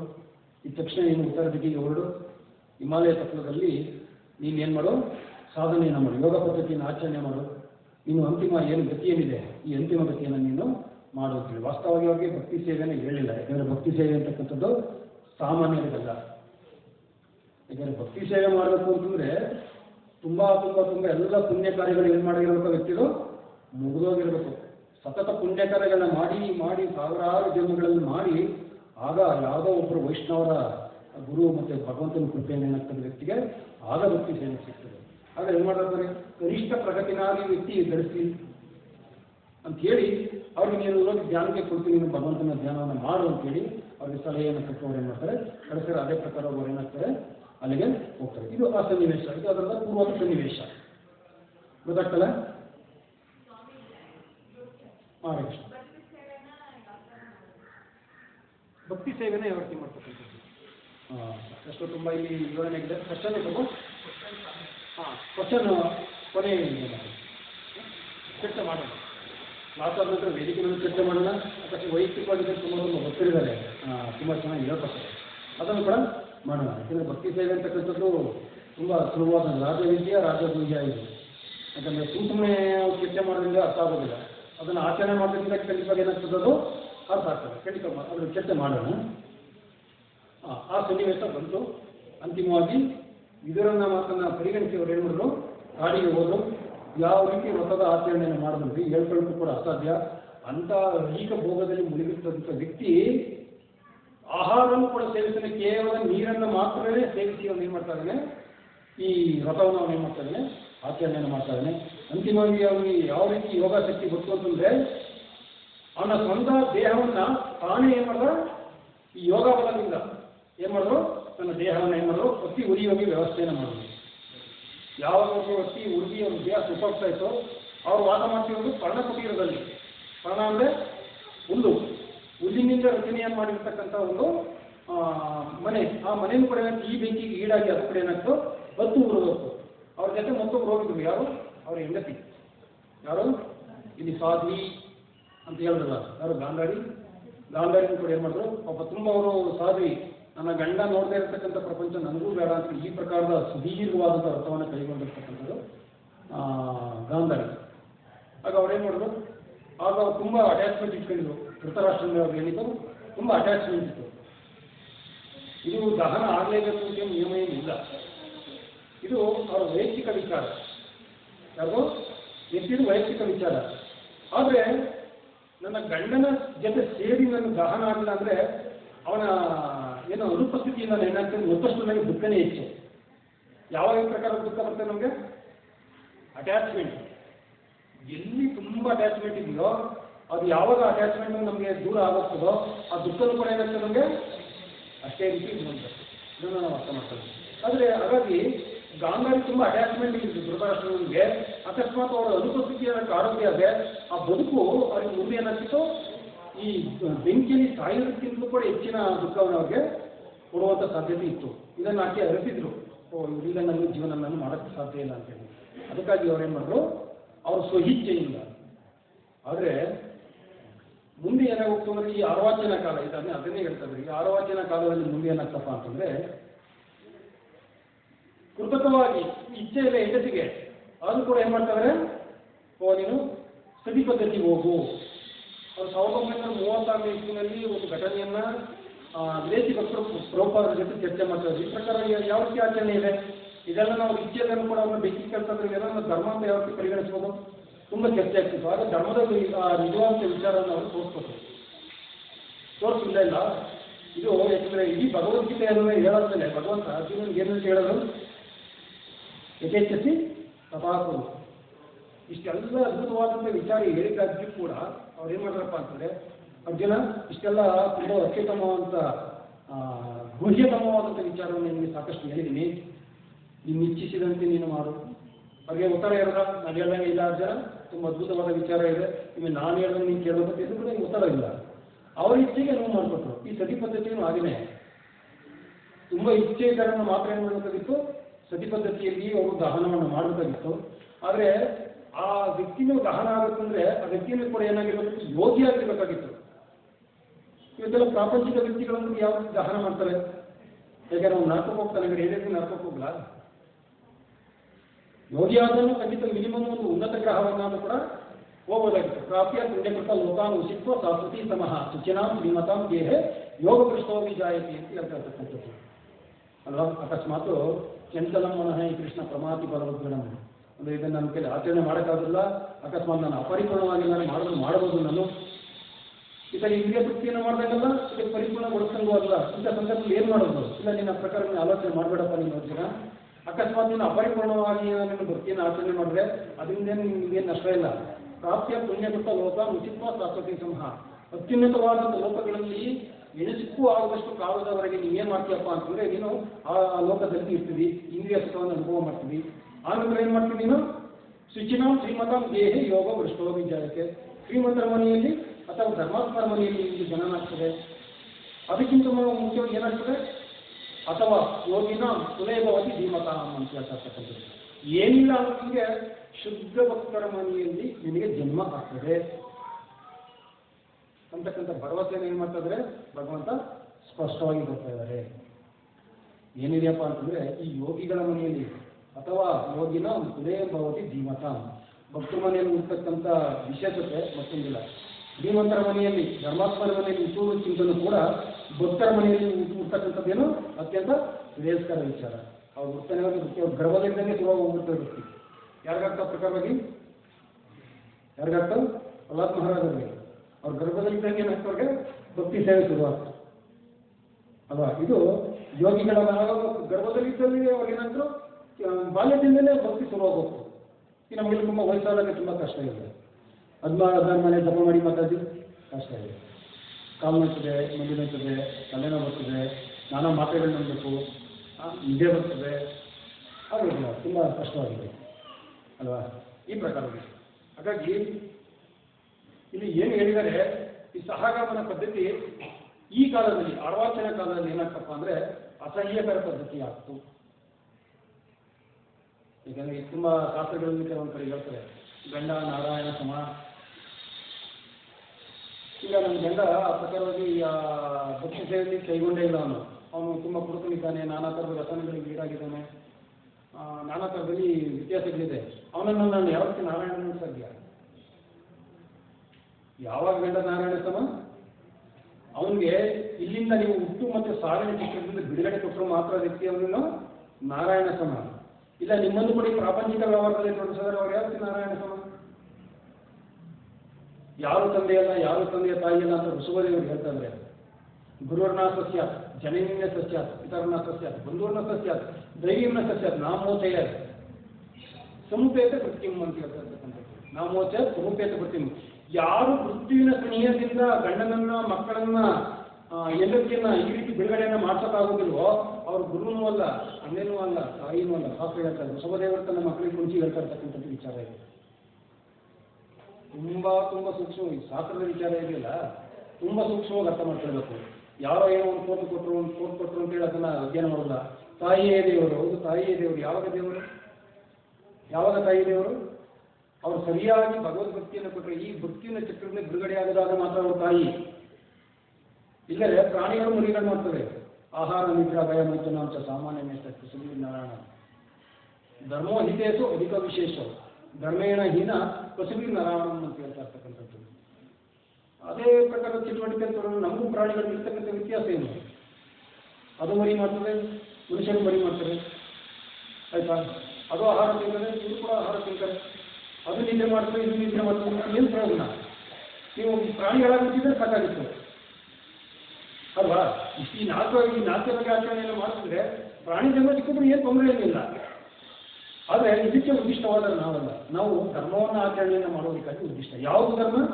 ಧರ್ಮ ಅಂತೂ ಸಾಕ್ಷಾತ್ ಭಗವದ್ ನೀತಂ. ಧರ್ಮ ಅಂತೂ ಸಾಕ್ಷಾತ್ ಭಗವಂತ ಏನು ನಿರ್ದೇಶವನ್ನು ಕೊಟ್ಟಿದ್ದಾರೋ ಅದು ಧರ್ಮ. ಯಾವುದು ಭಗವಂತನ ನಿರ್ದೇಶ? ಶ್ರೀಮದ್ ಭಗವದ್ಗೀತಾ, ಶ್ರೀಮದ್ ಭಾಗವತ. ಸರಿಯಾಗಿ ಅಧ್ಯಯನವನ್ನು ಮಾಡಬೇಕು. ಇಲ್ಲಿ ಏನು ನಿರ್ದೇಶನಗಳಿದೆ ಈ ನಿರ್ದೇಶನ ನಾವು ಏನು ಮಾಡಬೇಕು? ಆಚರಣೆಯನ್ನು ಮಾಡಬೇಕು. ಈ ಪ್ರಕಾರವಾಗಿ ನಾವು ಯಾವಾಗ ಆಚರಣೆಯನ್ನು ಮಾಡ್ತೀವೋ ಆಗ ಮಾನವ ಜನ್ಮ ತಗೊಂಡಕ್ಕೂ ಕೂಡ ಅದು ಸರಿಯಾದಂಥ ವಿಚಾರ ಆಗ್ತದೆ. ಇಲ್ಲಾಂದ್ರೆ ಮಾನವ ಜನ್ಮ ಇಂದು ಪ್ರಾಣಿ ಜನ್ಮಕ್ಕೆ ಸಮಾನ ಆಗುತ್ತೆ. ಏನಿದೆ ಏನು ಹೇಳ್ತಾರೆ? ಏನು ಮಾತಾಡಿ ಕೇಳೋದು? ಏನು ಭಕ್ತಿ ಅಂದರೆ? ಭಕ್ತಿ ಅಂದ್ರೆ ಏನು? ಏನಿಲ್ಲ, ತುಂಬ ಸರಳವಾಗಿದೆ. ಶ್ರವಣಂ ಕೀರ್ತನಂ ವಿಶ್ವಾಸ್ಮರಣಂ ಪಾದಸೇವನಂ ಮರ್ತನಂ ಒಂದನ್ನು ದಾಸ್ಯಂ ಸತ್ಯಂ ಆತ್ಮನಿಗೆ ಇದನ್ನು ನವೋದಿತ ಭಕ್ತಿ. ಭಕ್ತಿಗೆ 9 ವಿಧದ ಆಯಾಮಗಳಿದೆ ಅಲ್ವಾ? ಇದರಲ್ಲಿ ಪ್ರಮುಖವಾಗಿ ಜಗತ್ತಿನಲ್ಲಿ ನಾವು ಆಚರಣೆ ಮಾಡಬೇಕಾಗಿರ್ತಕ್ಕಂಥದ್ದು ಯಾವುದು? ಶ್ರವಣ. ಇದನ್ನೇ ಫಾರ್ಮಲ್ಲಿ ಬರ್ತೀರಾ, ಇದೆಲ್ಲ ವಿಡಿಯೋಗಳೆಲ್ಲ ತುಂಬ ಬರ್ತಾ ಇದೆ, ಯೂಟ್ಯೂಬ್ಗಳೆಲ್ಲ ಅಪ್ಲೋಡ್ ಮಾಡ್ತಾರೆ. ಶ್ರವಣ ಮಾಡಿ, ಇದೇ ಭಕ್ತಿ. ಜೊತೆಗೆ ಏನು ಮಾಡಿ? ಕೀರ್ತನೆಯನ್ನು ಮಾಡಿ. ಹರೇ ಕೃಷ್ಣ ಹರೇ ಕೃಷ್ಣ ಕೃಷ್ಣ ಕೃಷ್ಣ ಹರೇ ಹರೇ ಹರೇ ರಾಮ ರಾಮ ರಾಮ ಹರೇ ಹರೇ. ತುಂಬ ಸರಳವಾಗಿದೆ. ಧೃತರಾಷ್ಟ್ರನಿಗೆ ನಾವು ಹಿಮಾಲಯ ತಪ್ಪಲಿಕ್ಕೆ ಹೋಗೋಕ್ಕಾಗಿಲ್ಲ. ನೀರನ್ನು ಕುಡಿ, ಬರೀ ನೀರನ್ನು ಕುಡಿದು ಜೀವನವನ್ನು ಮಾಡಬೇಕಾಗುತ್ತಿಲ್ಲ. ತುಂಬ ಸುಖವಾಗಿದೆ. ಇದು ರಾಜವಿದ್ಯೆ. ಇದು ರಾಜವಿದ್ಯ ರಾಜಗೂಹ್ಯ ಪವಿತ್ರಂ ಇದಂ ಉತ್ತಮಂ ಪ್ರತ್ಯಕ್ಷಾದವಂ ಧರ್ಮ್ಯಂ ಸುಸುಖಂ ಕರ್ತುಂ ಅವ್ಯಯಂ. ಅತ್ಯಂತ ಮುಖ್ಯವಾದಂಥ ವಿಚಾರ ಇದು, ಅವ್ಯಯಂ. ಇದನ್ನು ಯಾಕೆ ರಾಜವಿದ್ಯೆ ಅಂತ ಕರೆದ್ರು? ಬೇಕಾದಷ್ಟು ಭಗವಂತನನ್ನ ಸಾಕ್ಷಾತ್ಕಾರ ಮಾಡೋದಕ್ಕೆ ಬೇಕಾದಷ್ಟು ವಿದ್ಯೆ ಇದೆ. ಆ ವಿದ್ಯೆಯನ್ನು ಬಿಟ್ಟು ಭಕ್ತಿಯೋಗವನ್ನು ಮಾತ್ರ ಅವ್ರೇನು ಮಾಡಿದ್ರು? ರಾಜವಿದ್ಯೆ. ಎಲ್ಲ ವಿದ್ಯೆಗಳ ರಾಜ ಅಂದರೆ ತುಂಬ ಡಿಫಿಕಲ್ಟ. ಬರೀ ರಾಜವಿದ್ಯೆ ಅಲ್ಲ, ಇದು ರಾಜಗೂಹ್ಯನೂ ಕೂಡ ತುಂಬ ರಹಸ್ಯ. ಯಾಕೆ ರಹಸ್ಯ ಅಂತಂದರೆ ಭಕ್ತಿ ಸೇವೆ ಮಾಡಿದ್ರೆ ಈ ವಿಚಾರ ಅರ್ಥ ಆಗೋದೇ ಇಲ್ಲ. ಒಂದು ವ್ಯಕ್ತಿ ಜಪ ಮಾಡಲಿಲ್ಲ, ವೈಷ್ಣವರ ಸೇವೆ ಮಾಡಲಿಲ್ಲ, ಈ ಪ್ರಕಾರ ಮಾಡಿದ್ರೆ ಇದು ಓಪನ್ ಅಪ್ ಆಗುವುದಿಲ್ಲ. ಅವನು ಎಷ್ಟಾರು ಪಂಡಿತನಾಗಿರಲಿ, ಎಷ್ಟಾರು ತರ್ಕಗಳನ್ನ ಮಾಡಲಿ, ಈ ಭಗವದ್ಗೀತೆ 700 ಶ್ಲೋಕವನ್ನು ನಾನು ಬಾಯ್ಪಾಠ ಮಾಡಿದ್ದೀನಿ, ಭಾಗವತನ ಶ್ಲೋಕಗಳನ್ನ ಬಾಯ್ಪಾಠ ಮಾಡಿದ್ದೀನಿ ಹಾಗೆ ಅಂತ ಹೇಳಿ ಪ್ರಯೋಜನ ಇಲ್ಲ. ಅವನು ಗುರುವಿನ ಸರಿಯಾಗಿ ಬರಬೇಕು, ಗುರುವಿಗೆ ತಲೆಬಾಗಬೇಕು, ವೈಷ್ಣವರ ಸೇವೆಯನ್ನು ಮಾಡಬೇಕು. ಗುರುವಿನ ನಡುವೆ ಕೆಲಸ ಮಾಡೋದು ಮಾತ್ರ ಏನಾಗ್ತದೆ? ಅದರಲ್ಲಿ ಇರ್ತಕ್ಕಂಥ ನಿಜವಾದಂಥ ಅರ್ಥವನ್ನು ಏನು ಮಾಡ್ತದೆ? ಕೊಡ್ತದೆ. ಅದಕ್ಕೆ ಗುಹ್ಯ ರಹಸ್ಯ ರಾಜಗುಹ್ಯ ಹೇಳ್ತದೆ. ಈ ಪ್ರಕಾರದ ಪ್ರಕ್ರಿಯೆಯಿಂದ ಬಂದರೂ ಮಾತ್ರ ಈ ನಾವು ಲೌಕಿಕವಾಗಿ ಕೆಲವೊಂದು ಅಧ್ಯಯನಗಳನ್ನ ಮಾಡ್ತೀವಿ, ಪುಸ್ತಕಗಳನ್ನ ತಗೊಂಡು ನಾವೇ ಓದಿ ನಾವೇ ಅರ್ಥ ಮಾಡ್ಕೊಂಡು ಹೋಗ್ತೀವಿ. ಇದು ಆ ಪ್ರಕಾರವಾಗಿಲ್ಲ. ಇದು ಗುರು ಸೇವೆ, ವೈಷ್ಣವರ ಸೇವೆ, ಭಗವತ್ ಸೇವೆ ಮಾಡೋದ್ರಿಂದ ಮಾತ್ರ ನಮಗಿದು ಅರ್ಥ ಆಗ್ತಕ್ಕಂಥ. ಅದಕ್ಕೆ ಇದು ರಾಜಗುಹ್ಯ. ಜೊತೆಗೆ ಪವಿತ್ರಂ ಉತ್ತಮಂ, ತಮಸ್ಸಿನಿಂದ ಮೇಲ್ಗಡೆ ಇರ್ತಕ್ಕಂಥದ್ದು. ಮತ್ತೆ ಪ್ರತ್ಯಕ್ಷಾಗಮನಂ, ಇದು ಪ್ರೆಸೆಂಟ್. ನೀವು ನೇರ ನೋಡ್ಬೋದು. ಇದು ಏನು ಪರಿಣಾಮ ಕೊಡ್ತಾ ಇರೋದು? ಭಕ್ತಿ ಸೇವೆ ಮಾಡೋದು ಶುರು ಮಾಡಿ, ಭಗವಂತನ ನಾಮವನ್ನು ಜಪ ಶುರು ಮಾಡಿ, ನಿಮ್ಮಲ್ಲಿ ಬದಲಾವಣೆಯನ್ನು ಕಾಣ್ತೀರಿ ನೀವು. ಪ್ರತ್ಯಕ್ಷಾಗಮನಂ ಧರ್ಮ್ಯಂ, ವಾಸ್ತವವಾಗಿ ಇದೇ ಧರ್ಮ. ಸುಸುಖಂ, ಹಾಗಾದ್ರೆ ತುಂಬ ಡಿಫಿಕಲ್ಟ್ ಅದನ್ನು ಆಚರಣೆ ಮಾಡಿಲ್ಲ. ಸುಸುಖಂ ಯಾವ ರೀತಿ ಇದೆ? ಬರ್ತೀರಿ, ಒಳ್ಳೆ ಅಲಂಕಾರ ಮಾಡಿರ್ತಾರೆ, ಭಗವಂತನಿಗೆ ದರ್ಶನ ಮಾಡ್ತೀರಿ, ಒಳ್ಳೆ ರಾಗಬದ್ಧವಾಗಿರ್ತಾರೆ, ಒಳ್ಳೆ ಕೀರ್ತನೆ ಮಾಡ್ತೀರಿ. ಎಷ್ಟು ಸಂತೋಷ ಆಗ್ತದೆ ಕೀರ್ತನೆ ಮಾಡಿದ್ರೆ, ಎಷ್ಟು ಆನಂದ ಆಗ್ತದೆ. ಭಗವಂತನ ನಮ್ಮನ್ನು ಹೇಳ್ತಾ ಇರ್ಬೇಕಾದ್ರೆ ತುಂಬ ಅದ್ಭುತವಾದಂಥ ಆನಂದ ಆಗ್ತದೆ. ಸುಸುಖಂ. ಮತ್ತು ಎಲ್ಲ ಏನಾಗ್ತದೆ? ಒಳ್ಳೆ ರುಚಿಕರವಾಗಿರ್ತಕ್ಕಂಥ ಪ್ರಸಾದ ಸಿಗ್ತದೆ. ಡಿಫಿಕಲ್ಟ ಅವನು ಎಲ್ಲ ಬರೀ ನೀರನ್ನು ಕುಡಿದು ಜೀವನವನ್ನು ಮಾಡಿದ್ದಾನೆ. ಆ ಥರ ನಾವು ಭಗವಂತನ ಸಾಕ್ಷಾತ್ಕಾರ ಮಾಡ್ತಿರ್ಬೇಕು. ಇಲ್ಲ, ಈ ಪ್ರಕಾರ ಮಾಡ್ತೀವಿ. ತುಂಬ ಅದ್ಭುತವಾಗಿದೆ. ಕರ್ತುಂ, ಎಲ್ಲರೂ ಕೂಡ ಆಚರಣೆಯನ್ನು ಮಾಡಬಹುದಾಗಿರ್ತಕ್ಕಂಥದ್ದು. ಇಷ್ಟೆಲ್ಲ ಮಾಡಿದಾಗ ಕೂಡ ಇದು ಒಂದು ಅದ್ಭುತವಾದಂಥ ಭರವಸೆ ಕೊಟ್ಟಿದ್ದಾರೆ. ಇದು ಯಾವುದಿದು? ಅವ್ಯಯಂ. ಅಂದರೆ ನೀವು ಏನು ಭಕ್ತಿ ಸೇವೆಯನ್ನು ಆಚರಣೆಯನ್ನು ಮಾಡಿದರೆ ಇದು ಎಂದಿಗೂ ನಾಶ ಇಲ್ಲ. ಪುಣ್ಯಕರ್ಮವನ್ನು ಮಾಡ್ತಾರೆ. ಪುಣ್ಯಕರ್ಮವನ್ನು ಮಾಡೋದ್ರಿಂದ ನಮಗೆಲ್ಲ ಒಂದಿನ ರಿಟರ್ನ್ ಆಗ್ತದೆ. 1ಕ್ಕೆ 1000 ಕೊಟ್ಟು ರಿಟರ್ನ್ ಆಗ್ಬೋದು. ಅಕಸ್ಮಾತ್ ಪುಣ್ಯಕರ್ಮವನ್ನು ಯಾವುದೋ ದಾನ ಧರ್ಮ ಕಾರ್ಯವನ್ನು ಒಂದು ವ್ಯಕ್ತಿ ಸ್ವರ್ಗಲೋಕಕ್ಕೆ ಹೋಗೋದು, ಸ್ವರ್ಗಲೋಕದಲ್ಲಿ ಅದರ ಅನುಭವವನ್ನು ಮಾಡ್ಬೋದು. ಮತ್ತೆ ಏನು ಮಾಡ್ತಾನೆ? ಪುಣ್ಯಕ್ಷಿಮೆ ಮತ್ತೆ ಲೋಕೆ ವಿಶಂತಿ. ಎಲ್ಲ ಪುಣ್ಯದ ಫಲ ಎಲ್ಲ ಕೇಳೋದ್ಮೇಲೆ ಏನೇನು ಮಾಡ್ತಾನೆ? ಮತ್ತೆ ಈ ದುಃಖಕಾರಕವಾಗಿರ್ತಕ್ಕಂಥ ಈ ಜಗತ್ತನ್ನು ಏನು ಮಾಡಬೇಕಾಗ್ತದೆ? ಮತ್ತೆ ಬರಬೇಕಾಗ್ತದೆ ಅಲ್ವಾ? ಆದರೆ ಇದು ಆ ಪ್ರಕಾರವಲ್ಲ. ಇದು ಅವ್ಯಯಂ. ಭಗವಂತನ ಸೇವೆಗೆ ಅಂತ ಹೇಳಿ ಭಗವಂತನ ಟೆಂಪಲ್ ಒಂದು ನಿರ್ಮಾಣ ಆಗ್ತಾ ಇದೆ. ನಮ್ದೊಂದು 10,000 ರೂಪಾಯಿ ತಗೊಳ್ಳಿ ಕೊಟ್ರಿ ಅಂತ ಅಂದ್ಕೊಳ್ಳಿ. ಇದು ಯಾಕೆ ಅವ್ಯಯಂ ಅಂತ ಒಂದು ಉದಾಹರಣೆಯನ್ನು ಹೇಳ್ತಾರೆ. ಅಕಸ್ಮಾತ್ ಈ ಜಗತ್ತಿನಲ್ಲಿ ಭಕ್ತಿಯನ್ನು ಪೂರ್ಣಗೊಳಿಸಲೇ ದೇಹ ತ್ಯಾಗ ಹೋಗ್ತು, ಮತ್ತೆ ಜೀವನ ಸಿಕ್ತು. ಭಗವಂತ ಏನು ಮಾಡ್ತಾರೆ, ವ್ಯಕ್ತಿ ಈ ಟೆಂಪಲ್ ಮಾಡೋಕ್ಕೆ ನಂಗೆ ನಿರ್ಮಾಣಕ್ಕೆ ನಂಗೆ ಏನು ಮಾಡಿದ, ಸಹಕಾರ ಮಾಡಿದ. ಅವ್ನು ಗುರ್ತಾನೆ ಏನಾಗ್ತದೆ, ಮನೆ ಗ್ರ್ಯಾಂಡ್ ಇಲ್ಲ, ಆ ಜನ್ಮದಲ್ಲಿ ನೀವು ಪೂರ್ಣ ಮಾಡಲಿಲ್ಲ, ಮತ್ತೆ ಇನ್ನೊಂದು ಜನ್ಮ ಈ ವ್ಯಕ್ತಿ ಏನು ಮಾಡಿದ ನನಗೆ ಕೊಟ್ಟಿದ್ದಾರೆ, ಮತ್ತೆ ಅವನಿಗೆ ಮನೆ ಗ್ರ್ಯಾಂಡ್. ಅವೇ ಏನು ಅಂತ, ಯಾಕಂದ್ರೆ ಭಗವಂತ ಒಂದು ವಾರಿ ಕೊಟ್ಟಿದ್ರು, ಅವರು ಶಾಶ್ವತ ಕಾಲದವರೆಗೂ ಈ ವ್ಯಕ್ತಿ ಮಾಡಿರ್ತಕ್ಕಂಥ ದರ್ಶನೆಯನ್ನು ಅವರು ಮರೆಯೋದಿಲ್ಲ. ಅವನು ಇನ್ನೆಂದೂ ಕೂಡ ಮನೆರಹಿತವಾಗಿರ್ತಕ್ಕಂಥ ಜೀವನವನ್ನು ಮಾಡಲೇಬೇಕಾಗಿಲ್ಲ. ಸತತವಾಗಿ ಒಂದು ಏನು ಹೇಳ್ತಾರೆ, ಅಕಸ್ಮಾತ್ ಇಲ್ಲೇ ಪದೇ ಪದೇ ಜನ್ಮವನ್ನು ತಗೊಂಡ್ರೆ ಇಲ್ಲ, ಅಲ್ಲಿದೆ ನಮ್ಮ ಮನೆ, ಇಲ್ಲಿರುವುದು ಸುಮ್ಮನೆ. ನಮ್ಮ ಶಾಶ್ವತವಾದಂಥ ಏನು ಮನೆ ಇದೆ ನಾವು ಅಲ್ಲಿಗೆ ಹೊರಟೋಗ್ತೀವಿ. ಇದು ಭಕ್ತಿ ಸೇವೆಯಲ್ಲಿ ಬರ್ತಾ ಇರ್ತಕ್ಕಂಥ ಅತ್ಯುನ್ನತವಾಗಿರ್ತಕ್ಕಂಥ ಫಲ. ಆದರೆ ಧೃತರಾಷ್ಟ್ರನಿಗೆ ವಿರುದ್ಧ ಈ ಪ್ರಕಾರವಾದಂಥ ಭಕ್ತಿ ವಿಜ್ಞಾನವನ್ನು ಕೊಡುವುದಾಗಿತ್ತು. ಯಾಕೆ ಕೊಡಲಿಲ್ಲ ಅಂತಂದ್ರೆ ಅವನಲ್ಲಿ ತುಂಬ ವೈಷ್ಣವ ಅಪರಾಧ ಇದೆ. ಯಾವುದು ವೈಷ್ಣವ ಅಪರಾಧ? ಪಾಂಡವರಿಗೆ ಯಾವಾಗಲೂ ಕೂಡ ಅದನ್ನು ಏನು ಮಾಡ್ತಿದ್ದ, ಅವನು ತುಂಬ ತೊಂದರೆಗಳನ್ನ ಕೊಡ್ತಿದ್ದ. ಇದು ವೈಷ್ಣವ ಅಪರಾಧ. ತುಂಬ ಗಮನಿಸ್ತೀವಿ. ಅಕಸ್ಮಾತ್ ನಾನು ಭಕ್ತಿ ಮಾಡ್ತಾ ಇದ್ದೀನಿ ಕೂಡ, ನನ್ನ ಭಕ್ತಿ ಏನೆಲ್ಲ ನೀವು ಕೊಟ್ಟಿದ್ದೀರಿ ಒಂದು ಗೈಡ್ಲೈನ್, 16 ಮನೆ ಜಪ ಇದೆ, ಮನೆಯಲ್ಲಿ ಭಗವಂತನ ಆರಾಧನೆಯನ್ನು ಮಾಡಬೇಕು, ಈ ಪ್ರಕಾರ ಏನೆಲ್ಲ ಮಾಡಿದಾಗ ಕೂಡ ನಮ್ಮಲ್ಲಿ ಕೆಲವೊಂದು ಹಳೆಯದು ಕೆಲವೊಂದು ಚಾಳಿಗಳು ಉಳಿರ್ತವೆ. ವೈಷ್ಣವರನ್ನ ದೂರದು, ವೈಷ್ಣವರನ್ನ ನಿಲ್ಲಿಸೋದು, ಆಗ ನಮ್ಮದು ಭಕ್ತಿ ಬೆಳವಣಿಗೆ ಆಗೋದಿಲ್ಲ. ಖಂಡಿತವಾಗಿ ಬೆಳವಣಿಗೆ ಆಗೋದು. ಅವ್ರ ದೋಷಗಳು ಏನಾರು ಇರ್ಬೋದು, ಯಾಕೆಂದ್ರೆ ಭಗವಂತನ ಅಂತಿಮವಾಗಿ ಹೇಳ್ತಾರೆ, ಅತಿ ಹೆಚ್ಚು ದುರಾಚಾರ ಭಜಂತ್ಯ ಮನೆಯಲ್ಲಿ ಸಾಧುರೇ ಮಂತವ್ಯ ಸಮ್ಯಕ್ ಯೋಜಿತೋ ಈ ಸಹ. ನನ್ನ ಭಕ್ತ ಏನಾಗಿದ್ದಾನೆ ಅಂದರೆ ತಾತ್ಕಾಲಿಕವಾಗಿ ಅವನು ಈಗ ದುರ್ನಡತೆಗಳನ್ನ ನಿಮ್ಮ ಕಡೆಗೆ ಗೋಚರ ಆಗುವಂಗೆ ತೋರಿಸ್ತಾ ಇರ್ಬೋದು. ಆದರೆ ಅವನನ್ನು ಏನನ್ಬೇಕು ನೀವು, ಮಹಾತ್ಮ ಅಂತಂದು. ಯಾಕೆ ಕ್ಷಿಪ್ರಭವತಿ ಧರ್ಮಾತ್ಮ, ಅವನ ತಕ್ಷಣಕ್ಕೆ ಏನಾಗ್ತಾನೆ, ಅವನು ಧರ್ಮಾತ್ಮನಾಗಿ ಅವನನ್ನು ನಾನು ಬದಲಾವಣೆಯನ್ನು ಮಾಡ್ಕೊಳ್ತಿದ್ದೀನಿ. ಹಾಗಾಗಿ ವೈಷ್ಣವರಲ್ಲಿ ಕೆಲವೊಮ್ಮೆ ತೊಡಕುಗಳು ಕೊಂಡು ಬಂದಾಗ ಕೂಡ ನಾವು ದೂರ ಮಾಡೋದು. ದೂರದಿಂದ ಏನಾಗ್ತದೆ, ನಮ್ಮದು ಭಕ್ತಿಯ ಬೆಳವಣಿಗೆ ಏನಾಗ್ತದೆ, ಕುಂಠಿತ ಆಗ್ತದೆ. ಅದೇ ಪ್ರಕಾರವಾಗಿ ಧೃತರಾಷ್ಟ್ರನಿಗೆ ಭಕ್ತಿಯನ್ನು ಯಾಕೆ ಸಾಧ್ಯ ಮಾಡೋಕ್ಕಾಗಲಿಲ್ಲ ಅಂದರೆ, ಪರಿಪೂರ್ಣವಾದ ಈ ರಾಜವಿದ್ಯೆಯನ್ನು ಯಾಕೆ ಆಚರಣೆ ಮಾಡೋಕ್ಕಾಗಲಿಲ್ಲ ಅಂತಂದರೆ, ಯಾಕಾಗಲಿಲ್ಲ ಅಂದರೆ ವೈಷ್ಣವರಿಗೆ ಸತತವಾಗಿ ಏನು ಮಾಡಿ ತೊಂದರೆಯನ್ನು ಕೊಟ್ಟಿದ್ದ. ನಿರಂತರವಾಗಿ ಭೀಮದೇವರಿಗೆ, ಯುಧಿಷ್ಠಿರ ದೇವರಿಗೆ, ಅರ್ಜುನನಿಗೆ, ಎಂಥ ಮಹಾನ್ ಭಕ್ತರು, ಇಂಥ ಭಕ್ತರಿಗೆ ಏನು ಮಾಡಿದ್ರು, ಅವರು ತುಂಬ ತೊಂದರೆಗಳನ್ನ ಕೊಟ್ಟಿದ್ರು. ಹಾಗಾಗಿ ಅಂಥವರಿಗೆ ಈ ಭಕ್ತಿ ವಿಜ್ಞಾನ ಆಗೋದಿಲ್ಲ. ತುಂಬ ವಿಧೇಯವಾಗಿರ್ಬೇಕು. ತಪ್ಪುಗಳು ನಮ್ಮ ಕಣ್ಣಿಗೆ ಕಾಣ್ತಾ ಇರೋದು ಇಲ್ಲ, ಅದು ನಿಂದಿಸಲಿಕ್ಕೆ ನಮಗೆ ನಾವು ಹೊರಲ್ಲ. ಅದೊಂದು ಸ್ಟೇಜ್ ಇದೆ. ಯಾವ ರೀತಿ ಇದೆ ಸ್ಟೇಜ್ ಅಂತಂದರೆ, ಒಂದು ಬಾರಿ ಇವರು ಬಂದರು, ಮಧ್ವಾಚಾರ್ಯ ರಾಮಾನುಜಿತವ್ರನ್ನ ನಿಂದಿಸಿ ಮಾತಾಡಿದ್ರು. ಹಾಗಾದ್ರೆ ಅವರು ವೈಷ್ಣವ ಸ್ಥಾನದಿಂದ ಪತನ ಆದ ಅಂತ ಇಲ್ಲ. ಅವ್ರದ್ದು ಲೆವೆಲ್ ಇದೆ. ಮಧ್ವಾಚಾರ್ಯರು ರಾಮಾನುಜಾಚಾರ್ಯರ ತತ್ವಗಳ ಬಗ್ಗೆ ಈ ಪ್ರಕಾರಕ್ಕೆ ತುಂಬ ಟೀಕಿಸಿ ಮಾತಾಡ್ಸೋದ್ರಿಂದ ನಾವು ಕೂಡ ನಿಂತ್ಕೊಳ್ಳೋದಲ್ಲ. ನಮ್ಮ ಯೋಗ್ಯತೆ ಆ ಮಟ್ಟದಲ್ಲಿ ಇಲ್ಲ. ಅವರವರ ಯೋಗ್ಯತೆ ಆ ಮಟ್ಟದಲ್ಲಿದೆ. ಅವರವರ ನಡುವೆ ಸಂವಾದಗಳಿದೆ. ಅವ್ರಿಗೆ ಗೊತ್ತಿದೆ ಯಾವ ಕಾರಣಕ್ಕಾಗಿ ಈ ಪ್ರಕಾರದ ನಿಂದನೆ ಆಗ್ತಾ ಇದೆ, ಯಾವ ಪ್ರಕಾರಕ್ಕೆ ಈ ತತ್ವ ಸಿದ್ಧಾಂತಗಳನ್ನ ಕೆಲವೊಂದನ್ನು ಟೀಕಿಸ್ತಾ ಇದ್ದಾರೆ ಅಂತಕ್ಕಂಥದ್ದು ಆ ಮೇಲ್ಮಟ್ಟದವ್ರಿಗೆ ಗೊತ್ತಿದೆ. ನಾವು ಅವ್ರ ಲೆವೆಲ್ ಹೋಗಿ ಅವ್ರನ್ನ ಟೀಕಿಸ್ಕೊಡೋದಲ್ಲ. ಈ ಪ್ರಕಾರವಾಗಿರ್ತದೆ. ಹಾಗಾಗಿ ಭಕ್ತಿ ಇದೆಯಲ್ಲ, ತುಂಬ ಸುಕೋಮಲವಾಗಿರ್ತಕ್ಕಂಥದ್ದು. ಇದನ್ನು ತುಂಬ ಸೇಫ್ಟಿಯಾಗಿ ಕಾಪಾಡ್ಕೋಬೇಕು ಅಂದರೆ ನಾವು ಯಾವ ರೀತಿ ಇರಬೇಕು, ತುಂಬ ವಿಧೇಯವಾಗಿದೆ. ಆದರೆ ವೈಷ್ಣವರು ಕರುಣಾಳರು. ವೈಷ್ಣವರು ತುಂಬ ಕರುಣಾಳರಾಗಿದ್ದಾರೆ. ನಮ್ಮನ್ನೇ ನಿಂದಿಸಿದ್ರು ಕೂಡ ಮತ್ತೆ ಅವ್ರಿಗೆ ಏನು ಮಾಡ್ತೀವಿ, ನಾವು ಕೃಪೆಯನ್ನು ನಾವಲ್ಲ, ನಿಮ್ಮಂಥ ವೈಷ್ಣವರು ಅಂಥದ್ದೊಂದು ವ್ಯವಸ್ಥೆಯನ್ನು ಖಂಡಿತವಾಗಿ ಪ್ರತಿಯೊಬ್ಬರು ಕೂಡ ಕೊಡ್ತಾರೆ. ಇದು ವೈಷ್ಣವರ ಗುಣ ಈ ಪ್ರಕಾರ. ಆಯಿತಾ? ಹರೇ ಕೃಷ್ಣ. ಟೈಮ್ ಕರೆಕ್ಟಾಗಿ 1 ಅವರು ನನಗೆ ಟೈಮ್ ಕೊಟ್ಟಿದ್ರು. 1 ಅವರ್ ಆಗಿದೆ. ಯಾಕಂದರೆ ಇದು ಶ್ರೀಮದ್ ಭಾಗವತಂ ನಿತ್ಯಂ ಭಾಗವತ ಸೇವೆಯ, ಇದು ಒಂದೇ ದಿನಕ್ಕೆ ಮುಗಿಯುವಂಥ ವಿಚಾರ ಅಲ್ಲ. ಇದನ್ನು ಯಾವಾಗಲೂ ಕೂಡ ನಾವು ಏನು ಮಾಡ್ತಾ ಇರಬೇಕು, ಸತತವಾಗಿ ನಿತ್ಯಂ ಭಾಗವತ ಸೇವೆ. ಇದು ಸಪ್ತಾಹ ಅಲ್ಲ.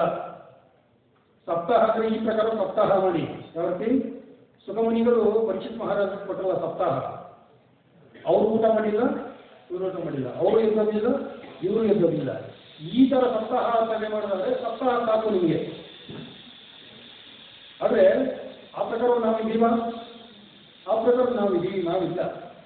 ಅದಕ್ಕಾಗಿ ನಮಗೆ ನಿತ್ಯ ಭಾಗವತ ಸೇವೆ ಕನಿಷ್ಠ ದಿನಕ್ಕೆ 1 ಶ್ಲೋಕನೋ 2 ಶ್ಲೋಕನೋ ತುಂಬ ನಾವು ಕಾಲಹರಣ ಮಾಡೋದು ನಮ್ಗೆ ಚೆನ್ನಾಗಿ ಗೊತ್ತಿದೆ. ಯಾಕೆಂದರೆ ಒಂದ್ಸಲ ಮೊಬೈಲ್ ಹಿಡಿದು ನಾವು ರೀಲ್ಸನ್ನು ತಳ್ತಾ ಹೋದರೆ ಎಷ್ಟೊತ್ತಾಗ್ತದೆ ನಮ್ಗೆ ಇದಾವೆ ಏನಾದ್ರು ಗೊತ್ತಾಗ್ತದ? ಇಲ್ಲ, 1-1.5 ಗಂಟೆ ಮುಗಿದೋಗಿರ್ತದೆ. ಇಷ್ಟೊಂದು ಕಾಲ ಮುಗಿದೋಗಿದೆಯಾ? ಅಷ್ಟು ಈ ಮಾಯೆ ನಮ್ಮನ್ನು ಏನು ಮಾಡ್ತದೆ, ಅಟ್ರಾಕ್ಷನ್ ಮಾಡಿ ಇಟ್ಕೊಬಿಡ್ತದೆ. ಹಾಗಾಗಿ ಇದು ಸಪ್ತಾಹ ಅಲ್ಲ, ಇದು ನಿತ್ಯಂ ಭಾಗವತ ಸೇವೆ. ಅದಕ್ಕೆ ತುಂಬ ಗಂಭೀರವಾಗಿ ಪರಿಗಣಿಸಿ. ಧೃತರಾಷ್ಟ್ರನಿಗೆ ತುಂಬ ವಿಶೇಷವಾದಂಥ ಭಕ್ತರಿದ್ದರು. ಇವರು ಪಾವನ ಆದರು. ನಮ್ಮಲ್ಲೂ ಭಕ್ತರಿದ್ದಾರೆ. ಅವ್ರು ಕೊಟ್ಟಂಥ ಸೂಚನೆಯನ್ನು ಅನುಸರಿಸೋದ್ರ ಕಡೆಕಾಗಿ ನಾವು ಗಮನವನ್ನು ವಹಿಸಬೇಕು. ತುಂಬ ಗಂಭೀರವಾಗಿ ಸ್ವೀಕರಿಸಬೇಕು. ಸ್ವೀಕರಿಸಿ ಗಂಭೀರವಾಗಿ ನಡ್ಕೊಳ್ಳಿ. ಆಗ ಏನು ಹೇಳ್ತಾರೆ, ಪ್ರತ್ಯಕ್ಷ ಅದ್ರ ವೇತನ ಕೂಡ ಖಂಡಿತವಾಗಿ ನೀವು ಮಾಡ್ತೀವಿ. ಅದ್ರಲ್ಲಿ ಎರಡು ಮಾತಿಲ್ಲ. ಪ್ರಭು ನಮ್ಮ ಮಂಡ್ಯ ಭಾಗಕ್ಕೆ ಬಂದು ನಾನು ಇವತ್ತೆಲ್ಲ ತುಂಬ ಹೇಳ್ತಾ ಇರ್ತೀನಿ ಅದನ್ನೇ. ಮಧ್ಯರಾತ್ರಿ ಅವರು ಮನೆಗೆ ವಾಪಸ್ ತಲುಪ್ತಿದ್ದು. ನಾವು ಆ ಪ್ರಕಾರದ ಶ್ರಮವನ್ನು ಇವತ್ತು ನಾವು ತಗೊಳ್ತಾ ಇಲ್ಲ, ಆಯ್ತಾ? ಅವ್ರು ಬಂದು ನಮ್ಮಲ್ಲಿ ಬೀಜವನ್ನು ಕೊಟ್ಟರು. ಅವ್ರು ಕೊಟ್ಟಂಥ ಬೀಜ ಇವತ್ತಲ್ಲಿ ಏನಾಗ್ತದೆ, ಬೆಳವಣಿಗೆ ಆಗ್ತದೆ. ನೀವು ಬೀಜ ಹಾಕೋಬೇಕಾದ್ರೆ ದಯಮಾಡಿ ಗಮನ ಕೊಡಿ. ಅದು ತಾನಾಗ್ತಾನೆ ಏನಾಗ್ತದೆ, ಒಂದಷ್ಟು ಪೋಷಣೆಯನ್ನು ಮಾಡಿದ್ರೆ ಅದು ಎಮ್ಮರವಾಗಿ ಖಂಡಿತವಾಗಿ ಅದು ಬೆಳೀತದೆ. ನೋಡಿ, ಇವತ್ತೆಲ್ಲ ಮಂಡ್ಯದಲ್ಲಿ ಸಾಕಷ್ಟು ಪ್ರಚಾರ ಆಗ್ತಾ ಇದೆ. ಎಲ್ಲ ಕಡೆಯಿಂದ ನಾವು ಈಗ ನಮ್ಮನ್ನು ಬಂದು ಮಾಡಿಕೊಡಿ ಕ್ಲಾಸು, ಅಲ್ಲಿ ಮಾಡಿ ಇಲ್ಲಿ ಮಾಡಿ ಅಂತೇಳಿ ಎಲ್ಲ ಕಡೆನೂ ಕೂಡ ಕರೀತಾರೆ. ಯಾವತ್ತೂ ಸಾಧ್ಯ ಆಗ್ತದೆ? ವೈಷ್ಣವರ ಕರುಣೆ. ನಾವು ಅದು ಆಲೋಚನೆ ಮಾಡ್ತಾ ಇಲ್ಲ. ನಾವು ಏನಂತೀವಿ, ಪ್ರಭು ನೀವು 7 ಗಂಟೆಗೆ ಬಂದ್ಬಿಡಿ ಅಂತ ಅವ್ರು ಹೇಳಿ. 7 ಗಂಟೆಗೆ ಬಂದರೆ ನಮ್ಗೆ ಅರ್ಥ ಆಗ್ತಾ ಇಲ್ಲ. ಅವ್ರು 7 ಗಂಟೆಗೆ ಬಂದರೆ 2-3 ಕಡೆ ಅವ್ರು ಕ್ಲಾಸ್ ಮಾಡ್ತಿದ್ರು. ಶಿವಳ್ಳಿ, ಮಲ್ಲನಾಯಕನ ಕಟ್ಟೆ, ಚಂದ್ರಗಾಲು ಅಂತೇಳಿ ಎಲ್ಲ ಕಡೆನವರು ಕ್ಲಾಸ್ ಮಾಡ್ತಿದ್ರು. ಮಾಡಿ ಅವರು ರಿಟರ್ನ್ ಮತ್ತೆ ಟ್ರೈನಿಗೆ ಬಂದರೆ ಆ ಟ್ರೈನಿಂಗ್ 12ವರೆಗೆ ತಲುಪಿಸ್ತಿದ್ರು. ಅವ್ರದ್ದು ಈ ಪ್ರಕಾರದವ್ರಿಗೆ ಒಂದು ವ್ಯವಸ್ಥೆ ಸ್ವಲ್ಪ ಕೆಟ್ಟಾಗಿದೆ ಅಂತ ಆಲೋಚನೆ ಏನು ಮಾಡ್ತಿರಲಿಲ್ಲ. ನಮ್ಮ ಟೈಮ್ಗೆ ಅವ್ರು ಹೇಳ್ತಿದ್ದ ನಾವು. ಅವರು ಯಾವತ್ತೂ ಕೆಲವರು ಬೇಸರ ಮಾಡಲೇ ಇಲ್ಲ. ಅಂಥದ್ದೊಂದು ಒಂದು ಸಾಧನೆಯ ಫಲವಾಗಿ ಇವತ್ತು ಕೂಡ ಎಲ್ಲ ಕಡೆ ಕೂಡ ಬೆಳೆಯುತ್ತೆ ಸಾಧ್ಯ ಆಗ್ತದೆ. ಹಾಗಾಗಿ ನಮಗಂತ ಒತ್ತಡಗಳೇನಿಲ್ಲ. ಇವತ್ತು ಇಸ್ಕಾನ್ ತುಂಬ ಬೆಳೆದಿದೆ, ಆಯಿತಾ? ಎಲ್ಲ ಕಡೆ ಹೋದ್ರು ಕೂಡ ಹೋದಾಗ ಇಸ್ಕಾನರ ಅಂತೇಳಿ ಏನು ಮಾಡ್ತಾರೆ, ನಮಸ್ಕಾರ ಮಾಡ್ತಾರೆ. ಯಾಕಂದರೆ ಯೂಟ್ಯೂಬ್ ವೀಡಿಯೋಸ್ಗಳು ಇದು ಪ್ರಪಂಚಾದ್ಯಂತ ಯಾವ ರೀತಿ ಹರಡಿದೆ ಇದನ್ನು ನೋಡಿದ್ದಾರೆ. ಅವತ್ತೆಲ್ಲ ತುಂಬ ವಿಶೇಷವಾಗಿ ಒತ್ತು ಕೊಟ್ಟು ಎಲ್ಲ ವಿಚಾರಗಳನ್ನ ಹೇಳ್ಬೇಕಾಗಿತ್ತು. ಇವತ್ತು ನಮ್ಗೆ ರಿಸ್ಕೇ ಇಲ್ಲ ಅಲ್ವಾ? ತುಂಬ ಸುಲಭ ಇದೆ ಪ್ರಚಾರ. ಹಾಗೆ ದಯಮಾಡಿ ಹೆಚ್ಚು ಪ್ರಚಾರ ಮಾಡಿ, ಹೆಚ್ಚು ಭಕ್ತರನ್ನು ಮಾಡಿ. ಯಾವತ್ತು ಇದರಂತರು ಈ ತುಂಬ ಈಗ ಪ್ರಲೋಭನೆ ಒಳಗಾಗಿರ್ತಕ್ಕಂಥವ್ರನ್ನ ಈ ಧೃತರಾಷ್ಟ್ರವನ್ನು ಯಾವತ್ತು ಬಿಡುಗಡೆ ಮಾಡಿರೋ ಹಂಗೆ ಎಲ್ಲರೂ ಕೂಡ ಧೃತರಾಷ್ಟ್ರವೇ, ಬೇರೆ ಏನಿಲ್ಲ. ಪ್ರತಿಯೊಬ್ಬರು ಧೃತರಾಷ್ಟ್ರವೇ ಆಗಿದ್ದೀವಿ ನಾವು, ಆಯಿತಾ? ದಯಮಾಡಿ ಆ ಕಡೆಗೆ ಅದನ್ನು ಹೆಚ್ಚು ಗಮನವನ್ನು ಕೊಟ್ಟು ಎಲ್ಲ ವ್ಯಕ್ತಿಗಳನ್ನು ಬಿಡುಗಡೆ ಮಾಡೋದಕ್ಕಾಗಿ ಹೆಚ್ಚು ಗಮನ ಕೊಡಬೇಕು ಅಂತ ನಮ್ಮನ್ನು ಕೇಳ್ಕೊಳ್ತೀನಿ. ಹರೇ ಕೃಷ್ಣ. ನಿಮಗೆ ಶ್ರೀಮದ್ ಭಾಗವತ ವಿಚಾರವನ್ನು ಹೇಳಬೇಕು ಸರ್. ಹರೇ ಕೃಷ್ಣ. ಪ್ರಶ್ನೆಗಳು? ಹರೇ ಕೃಷ್ಣ. ಯಾವ್ದಾದ್ರು ಪ್ರಶ್ನೆ ಇದ್ದರೆ ದಯಮಾಡಿ ಕೇಳಿ. ಕೇಳಿ ಮತ್ತೆ ಯಾವ್ದು ಪ್ರಶ್ನೆ ನಿಮಗೆ? ಅದೇ ಭಕ್ತಿ ಮಾರ್ಗ ಆಗೋದು ನಿಮ್ಮದೇ ಪ್ರಶ್ನೆಯನ್ನು ತಗೊಂಡು ಕೊನೆಯ ಅವಧಿಯಲ್ಲಿ ಅದನ್ನು ಹೇಳಬೇಕು. ಭಕ್ತಿ ಮಾರ್ಗ ತುಂಬ ಸರಳವಾಗಿರ್ತಕ್ಕಂಥದ್ದು. ತದ್ವಿಧಿ ಪ್ರಣಿಪಾದೇನ ಪರಿಪ್ರಶ್ನೆಯನ್ನು ಸೇವೆ ಉಪಾಧ್ಯಕ್ಷಿಂತೆ ಜ್ಞಾನಿನ ತತ್ವದರ್ಶಿನ ಅಂತ ಹೇಳ್ತೀವಿ. ಮತ್ತು ಗುರುವಿನ ಬಳಿಗೆ ಒಂದು ಬನ್ನಿ. ಇದ್ದಾರೆ ಇಲ್ಲಿ ಸಾಕಷ್ಟು ಇದ್ದಾರೆ. ನೀವು ಯಾವುದಾದ್ರು ಒಂದು ಇದಕ್ಕೆ ಸೇರಿರ್ಬೋದು, ಭಕ್ತಿ ವೃಕ್ಷಕ್ಕೆ ಸೇರಿರ್ಬೋದು ಅಂತ ಅನ್ಕೊಳ್ತೇನೆ. ಗುರುವಿನ ಹತ್ರ ಹೋಗಿ ಪ್ರಶ್ನೆ ಮಾಡಿ, ಅವರು ಯಾವುದು ನಿಮಗೆ ಯಾವ ರೀತಿ ನೀವು ಸಾಧನವನ್ನು ಮಾಡಬೇಕು ಅಂತ ಕಲ್ಪಿಸುತ್ತೆ ಒಂದು ಪಟ್ಟಿಯನ್ನು ಕೊಡ್ತಾರೆ. ಗಂಭೀರವಾಗಿ ಸ್ವೀಕರಿಸಿ, ಸಂಶಯ ಪಡಬೇಡಿ. ಇದೇನು ಕಾಲಹರಣ, ಇದರಿಂದ ಏನು ಉಪಯೋಗ ಇದೆ ಅಂತ ಸಂಶಯ ಪಡಬೇಡಿ. ನಿಮ್ಗೆ ಏನು ಹೇಳ್ತಾರೆ ಅವರು, ಜಪವನ್ನು ಮಾಡಿ ಅಂತ ಹೇಳ್ತಾರೆ, ಹರೇ ಕೃಷ್ಣ ನಾಮವನ್ನು ಹೇಳಿರ್ತಾರೆ. ಅದನ್ನು ಹೇಳಿ ಎಷ್ಟೋ 1 ರೌಂಡ್ ಕೊಟ್ಟಿದ್ದಾರೆ, 4 ರೌಂಡ್ ಕೊಟ್ಟಿದ್ದಾರೆ, 8 ರೌಂಡಲ್ಲಿದ್ದೀರಾ, ಅದು ನನಗೆ ಗೊತ್ತಿಲ್ಲ. ಯಾವುದೊಂದು ಸಾಧನೆ ಇದ್ದು ನಿಮ್ಮ ವಿಚಾರದ ಆಧಾರದ ಮೇಲೆ ಅವರು ನಿಮಗೆ ಕೊಟ್ಟಿದ್ದಾರೆ. ಇದನ್ನು ಮಾಡ್ತಾ ಹೋಗಿ. ಇದು ಭಕ್ತಿ ಸೇವೆ ಅಂತ ಅನಿಸ್ಕೊಳ್ತದೆ. ಇದು ಒಂದು ಮಾತ್ರ ಬರೀ ಅದು ಹೇಳಿ ನಾನು 9 ಆಯಾಮಗಳಿವೆ. ಶ್ರವಣಂ ಕೀರ್ತನಂ ವಿಷ್ಣು ಸ್ಮರಣಂ ಪಾದಸೇವನಂ ಅರ್ಚನಂ ದಾಸ್ಯಂ ಸತ್ಯಂ ವಂದನಂ ಆತ್ಮನಿವೇದನಂ ಹೇಳ್ತಾ ಇರ್ತಕ್ಕಂಥದ್ದು. ಈ 9 ವಿಧ ಭಕ್ತಿನಲ್ಲಿ ಮೊದಲನೇ 3 ಈಗ ತುಂಬ ಪ್ರಿಸ್ಕ್ರೈಬ್ ಆಗಿರ್ತಕ್ಕಂಥದ್ದು. ಶ್ರವಣಂ ಕೀರ್ತನಂ ಸ್ಮರಣಂ. ಆ ಪ್ರಕಾರ ನೀವು ಮಾಡ್ತಾ ಮಾಡ್ತಾ ಹೋದರೆ ನಿಮಗೆ ಮುಂದೆ ಭಕ್ತಿ ಅಂತಕ್ಕಂಥದ್ದು ಏನು ಅಂತಕ್ಕಂಥದ್ದು ತಾನೇ ನಿಮಗೆ ಗೋಚರ ಆಗ್ತದೆ. ಹರೇ ಕೃಷ್ಣ. ಇದು ಬೇಸಿಕ್ ನಿಮಗೆ ವಿಚಾರ ಸಿಕ್ಕಿದೆ. ಹರೇ ಕೃಷ್ಣ. ಇನ್ನೆರಡು ಪ್ರಶ್ನೆಗಳಿವೆ. ಇನ್ನು ತುಂಬ ಉನ್ನತವಾದ ಉತ್ತರ ಕೊಡೋರು ಇದ್ದಾರೆ. ಯಾರೋ ಹೇಳಿರೋ ಪ್ರಶ್ನೆಗೆ ಇನ್ನೇನು ಉತ್ತರ ಹೇಳಬಹುದು. ಇನ್ನೆರಡು ಪ್ರಶ್ನೆ ಇದೆಯಾ? ಹರೇ ಕೃಷ್ಣ. ಇದು ತುಂಬ ನಾನು ಯಾವಾಗಲೂ ಹೇಳ್ತಾ ಇರ್ತೀನಿ, ನಮ್ಮಲ್ಲಿ ನಾಗರಭಾವಿಯ ಒಬ್ಬೊಬ್ಬರು ಸದಸ್ಯರು ಒಂದೊಂದು ಕಿಡಿ ಇದ್ದಂಗೆ.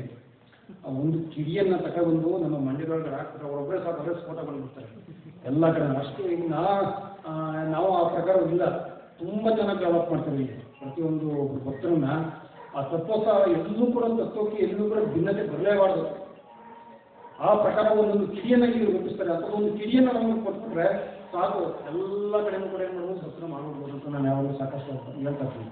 ಉದಾಹರಣೆಗೆ ನನಗೆ ನಮ್ಮ ಸದಸ್ಯರು ಬಂದಿದ್ದಾರೆ, ನಮ್ಗೆ ಹೇಳ್ತೀನಿ ಇವತ್ತು ಅವರಲ್ಲಿ ಕೇಳಿ ಆ ಪ್ರಕಾರ ಇದೆ. ಹಾಗಾಗಿ ಇನ್ನೂ ಹೆಚ್ಚಿನ ಗೊಂದಲ ಬಂದಾಗ ನಿಮಗೆ ಸಾಕಷ್ಟು ಇನ್ನೂ ಗೊತ್ತಿದೆ ನಮಗೆ. ಜಗನ್ನಿಸಲ ಪ್ರಭುಪಾದಕ್ಕೆ